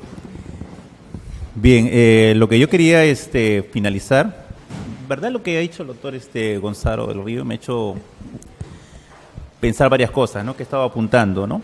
Lo primero que tiene que ver con la cultura, ¿no? La cultura que tenemos. Algunos han hecho una observación que hay culturas que son más de sustantivos y hay culturas que son más de verbos. Póngase a pensar qué tipo de cultura somos los peruanos, si de sustantivos o de verbos. Por ejemplo, si nos referimos a la comida, cuando alguien quiere ser grato con nosotros, nos dice, ¿quieres más? ¿No? Y en cambio en otras culturas te preguntan, ¿te gustó? ¿No? Entonces, me parece que nosotros somos más de sustantivos y por eso a veces nos perdemos en discursos, ¿no? en proclamas, en sostener resoluciones que son muy bonitas, pero que no tocan la médula. Yo a veces me he dado el trabajo, creo que como muchos abogados, de pasar a la resolución que me entregan, la paso a Word y me pongo del trabajo de contar a veces los párrafos que tiene el análisis probatorio. Y he encontrado que una resolución que me la entregan de 30 hojas, o 30 páginas mejor dicho, tiene 20 párrafos. Eso es todo lo que tiene de análisis probatorio. Y ese análisis probatorio se reduce simplemente a hacer una referencia de lo que ya se analizó en la etapa policial. Nada más. Entonces, ¿cuál es el problema central? Es un problema que tiene que ver con la formación. Ese es el problema de base, es un problema que no vamos a poder corregir en lo inmediato porque los que tenemos más de 40, 50, saben que hay un defecto en la formación de los estándares, para tocar ese tema, de la preparación que tenían las currículas en las universidades. No teníamos una prioridad en tema de la evidencia, del análisis probatorio, no existía esos cursos. Yo al menos, y eso que soy de San Marcos, lo pasamos muy rápido y no se profundizó. Y de repente por eso uno cuando mira el mundo anglosajón se queda deslumbrado porque ellos, siglos, no de ahora, ¿no? Se enfocaron más en la evidencia y de repente también tiene que ver no solamente la cultura, sino también el lenguaje. El lenguaje sirve para... Alguien sostiene que el lenguaje no solamente sirve para decir cosas, sino también para enmascarar cosas. Y muchas veces el lenguaje se utilizó también para sostener mitos o falacias, mentiras, ¿no? Con lo que decía el doctor Gonzalo Ríos me hizo acordar que en la dictadura uruguaya, en esa etapa más sangrienta de la llamada Suiza de América, la cárcel se llamaba Libertad. Y en los campos de concentración nazis, creo que en el frontispicio decía libertad y trabajo, ¿no? Entonces, queremos a veces presentar las cosas como si fueran avances de algo y no somos críticos, ¿no? Hay que recuperar el sentido crítico. Eso yo sostengo eso hace mucho tiempo porque es la esencia además de ser abogado. Y dentro de lo crítico hay que ver lo que está pasando, ¿no? Yo creo que lo que está ocurriendo es una demonización de las defensas. Y hace mucho tiempo se está demonizando, se está convirtiendo al abogado equivalente como si fuera el cliente. O sea, es decir, alguien defiende a un violador, dicen, bueno, entonces tú debes justificar eso. Inclusive yo como director de ética una vez me hicieron esa pregunta, ¿cómo puede un abogado defender si sabe que son culpables? O sea, deberíamos defender solamente a las víctimas, ¿no?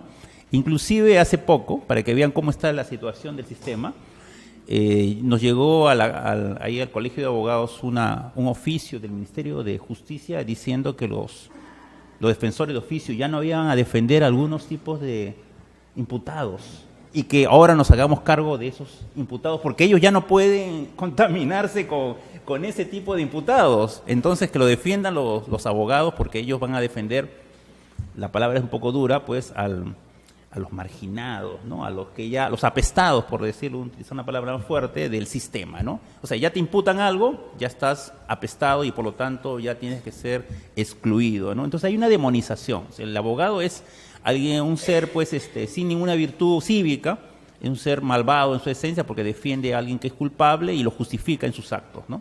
Entonces, si pensamos eso, ya estamos mal, porque yo creo que la reforma, efectivamente, uno tiene que ubicarse en quién puede aportar algo. Y creo que las defensas autocríticamente han estado aportando poco también al debate. No solamente echándole la culpa a los magistrados, sino también los abogados. No hemos sabido enfocar las audiencias para llevarlas al terreno, que es el terreno concreto. Porque hay que movernos para hacer una reforma es un problema de tiempos, ¿no? Tenemos que movernos en el largo plazo, pero también en lo cotidiano, porque las libertades de las personas no van a esperar años en hacer la reforma, ¿no? O profundizarla. Sino tenemos que movernos entre esto que es inmediato, urgente, que es cosas muy puntuales, ¿no? El tema de los tiempos. Yo creo que yo lo he sufrido también y lo sufro como abogado litigante, el tema de los tiempos. Eso no es hasta inhumano. Y que lo diga un psicólogo, si alguien puede, después de escuchar 8 horas de un debate, si tiene la capacidad cognitiva, ¿no? La tranquilidad para hacer una resolución que analice de lo que se le está planteando, ¿no? Y que con una información que sea además, que arribe a una resolución que sea de calidad. Si hablamos de estándares, también habría que revisar el estándar de calidad, ¿no es cierto?, en la redacción que hay de las resoluciones, ¿no? Y cuando se oralizan, claro, se pierde mucho porque, si bien es cierto, nosotros somos una cultura, recuerden que los incas y las culturas no tenían escritura y tendemos siempre a la oralidad, y es una tendencia natural de nuestra cultura, ¿no? El pasar la voz, ¿no es cierto?, lo que se llama radio bemba, le decían en mi tiempo, ¿no? En San Marcos, ¿no? Es decir, la radio bemba era pasar de voz a las personas, y eso es parte de nuestra cultura. Eso hace que pierda mucho lo que se llama el sentido crítico de evaluar algo tan importante como es la libertad de una persona, ¿no? Eso habría que corregirse, ¿no? Y otra cosa que me parece que, para ir redondeando lo que he querido transmitir, es que lo que tiene que cambiar también, y eso debemos, a mí me pasa, y me pasa siempre, que yo veo que cosas que pueden parecer elementales, ¿no? Yo veo que los fiscales y jueces a veces entran por la misma puerta. Puede parecer algo banal, ¿no? Y uno cuando siempre litiga en el penal, ellos se van a veces en la misma movilidad. Y está bien, pues pueden confraternizar, ¿no? Hasta pueden tenerse, pero eso genera subjetivamente una vinculación. El problema está que el juez tiene que tomar decisiones que sean lo más imparciales y lo más objetivas, y pierde objetividad al vincularse subjetivamente tanto con lo que es una parte en el proceso, ¿no? Y para terminar, hay una anécdota muy importante del gran maestro Jiménez de Azúa. Una vez que Jiménez de Azúa lo invitaron al Perú, el gran maestro español, ¿no? Él era presidente en el exilio de la dictadura de Franco, ¿no? Y entonces lo invitan a una casa y él preguntó al anfitrión quiénes iban a estar ahí. Entonces el anfitrión le llamó mucha atención que pregunte, porque tenemos la costumbre, si te invitan a una casa, uno va nomás, no pregunta por descortesía, ¿no? Oye, ¿quiénes son los otros invitados? Pero él preguntó y entonces el anfitrión le dijo, ¿pero por qué pregunta? Le dijo, es muy simple. Yo soy Jiménez de Azúa, represento ciertos valores. Y el solo hecho de estar en esa reunión con personas que de repente representan otros valores, no lo puedo aceptar.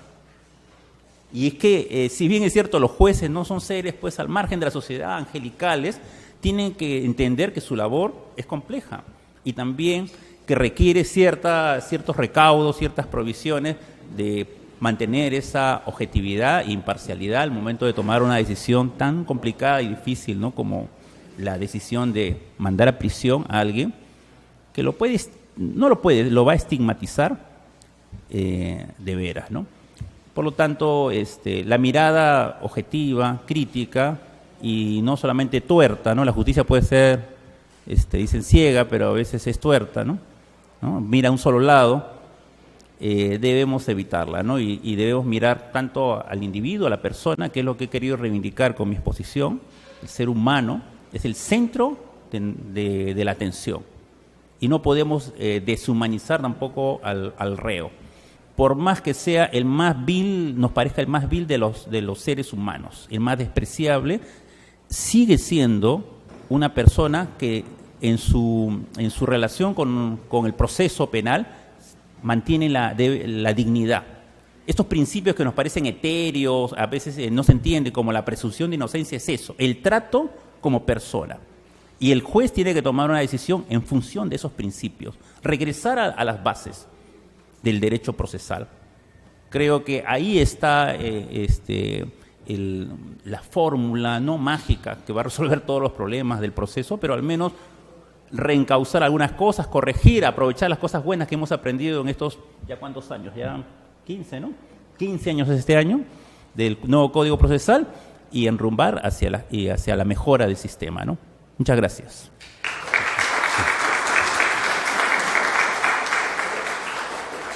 La categórica afirmación del doctor Gonzalo del Río de que ha fracasado la reforma casi me lleva a la euforia negativa también de decir, sí, pues ha fracasado, pero en realidad está fracasando la reforma. Creo que sería mejor decir, está fracasando la reforma. Para destacar aquellas islas de buenos magistrados que están impulsando aisladamente, pero en general está fracasando la reforma. Y eso creo que es una postura como para ver qué podemos hacer en esta dinámica. Otro tema muy importante es en el que los dos doctores se han esforzado y me parece muy destacable y que tiene que ver con el tema de la defensa, el contradictorio, porque la historia de la humanidad no ha inventado ninguna otra metodología que no sea precisamente el contradictorio para producir información. Esto es claro y de pronto cuando tenemos una parte, el pretensor penal que formula su pretensión y de hecho porque de pronto sea la Fiscalía y esa información no es testeada, es una información unilateral, segmentada, ¿será suficiente ello para que el juez haga suya esa información y con ello emitir una decisión? Por lo contrario, hay necesidad para el propio Ministerio Público de una óptima defensa para que precisamente esa información que presente se depure. Es que es una perspectiva epistemológica, metodológica, y el juez también tiene que tratar de que se materialice ese contradictorio. Si es que no se alcanza a entender esa perspectiva, obviamente el posicionamiento ético es lo que va a predominar, las intuiciones, y en función de ello el proceso deja de ser epistémico.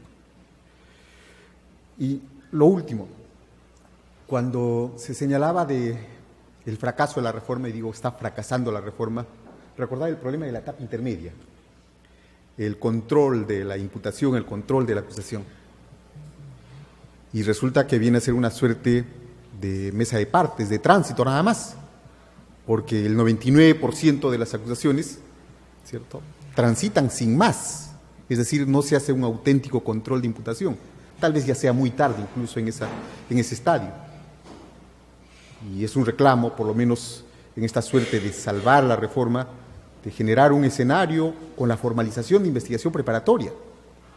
Ese es un reclamo de tiempo y que, sin embargo, no se realiza. Habría que ver si habría necesidad de una modificación o tal vez atendiendo a la propia Convención Americana, ¿cierto?, de la comunicación detallada de los hechos, podría implementarse, pero de hecho, en un paradigma como el que estamos viviendo, autoritario, vertical, es harto difícil.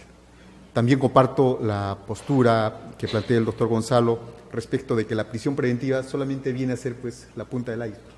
En realidad, el problema es desde otra perspectiva.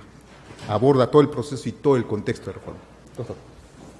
Sí, no, yo para acabar, nada más eso. Yo creo que, yo también, sí, probablemente me expresé mal, yo también creo que no ha fracasado, el fracaso no tiene retorno y yo creo que no sea así. Yo de hecho creo que ha fracasado además en los términos, hasta hoy, en los términos en los que esperábamos, aspirábamos. Y creo que hay que ser aspiracionales, creo que eso nos ha llevado a ser el país que somos y la sociedad que somos. Entonces, no, yo creo que hay que seguir siendo crítico y hay que seguir mirando el sistema a partir de cierto nivel de consenso. Yo creo que además hay que empezarnos a sentar. Yo también creo que han sido demonizados los abogados, pero no utilizo ese argumento porque es un argumento que en mi caso, sobre todo, me colocaría como víctima y no creo ser una víctima del sistema, pero sí creo que el sistema está siendo víctima de una suerte de fractura, ¿no? Hay muchos casos en los que el proceso penal puede ser un proceso colaborativo entre los distintos actores, es decir, en los que un fiscal te puede perfectamente pedir que le traigas una información y tú traerle la información y solucionar su caso y dirigir su caso hacia donde debe ir, independientemente de que seas abogado en el caso, es importante, es decir, volver al proceso de siempre, al proceso transparente, al proceso de la información, no al proceso donde siempre se persigue el mismo esquema de actuación. Y volver al debate aturado, que es algo que a mí yo reclamo mucho, y no sé si soy el mejor exponente para eso, pero volver a un debate aturado porque creo que es fundamental los debates de antes. El debate ha bajado muchísimo su nivel, los abogados somos los principales responsables en eso. En esto no traigo agua para el molino y creo que hay que empezar a crear mesas dentro del ámbito de la reforma que nos permiten plantear cuestiones puntuales de mejoramiento del sistema. Porque creo que además los distintos actores tenemos que aportar. Cuando hace 10 años nos sentábamos más seguido a hablar de esto, no había un drama. Uno se sentaba en fiscalía, uno participaba como abogado y luego ibas y te peleabas en el juicio donde te tocara, porque esto también es una pelea y porque también hay de eso, pero había una mayor interrelación entre los actores y había una mayor discusión.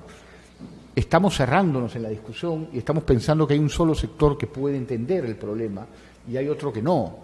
Hay que escuchar a los jóvenes, hay que escuchar a las instituciones como las que organizan esta conferencia, hay que seguir haciendo conferencias y seguir debatiendo, pero probablemente haya que pasar la ola. Probablemente esto sea una ola, ojalá sea así. Lo que creo que hay que hacer es empezar por uno. Es uno el que tiene que decir qué proceso penal queríamos y cómo me estoy comportando yo en ese proceso. Y yo creo que a partir de ahí el futuro puede ser como el de la selección peruana o algo parecido. Muchas gracias.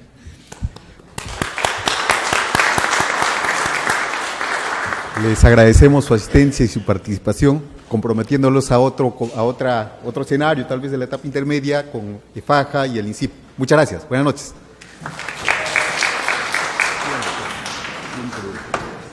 Bien, doctor, estimado.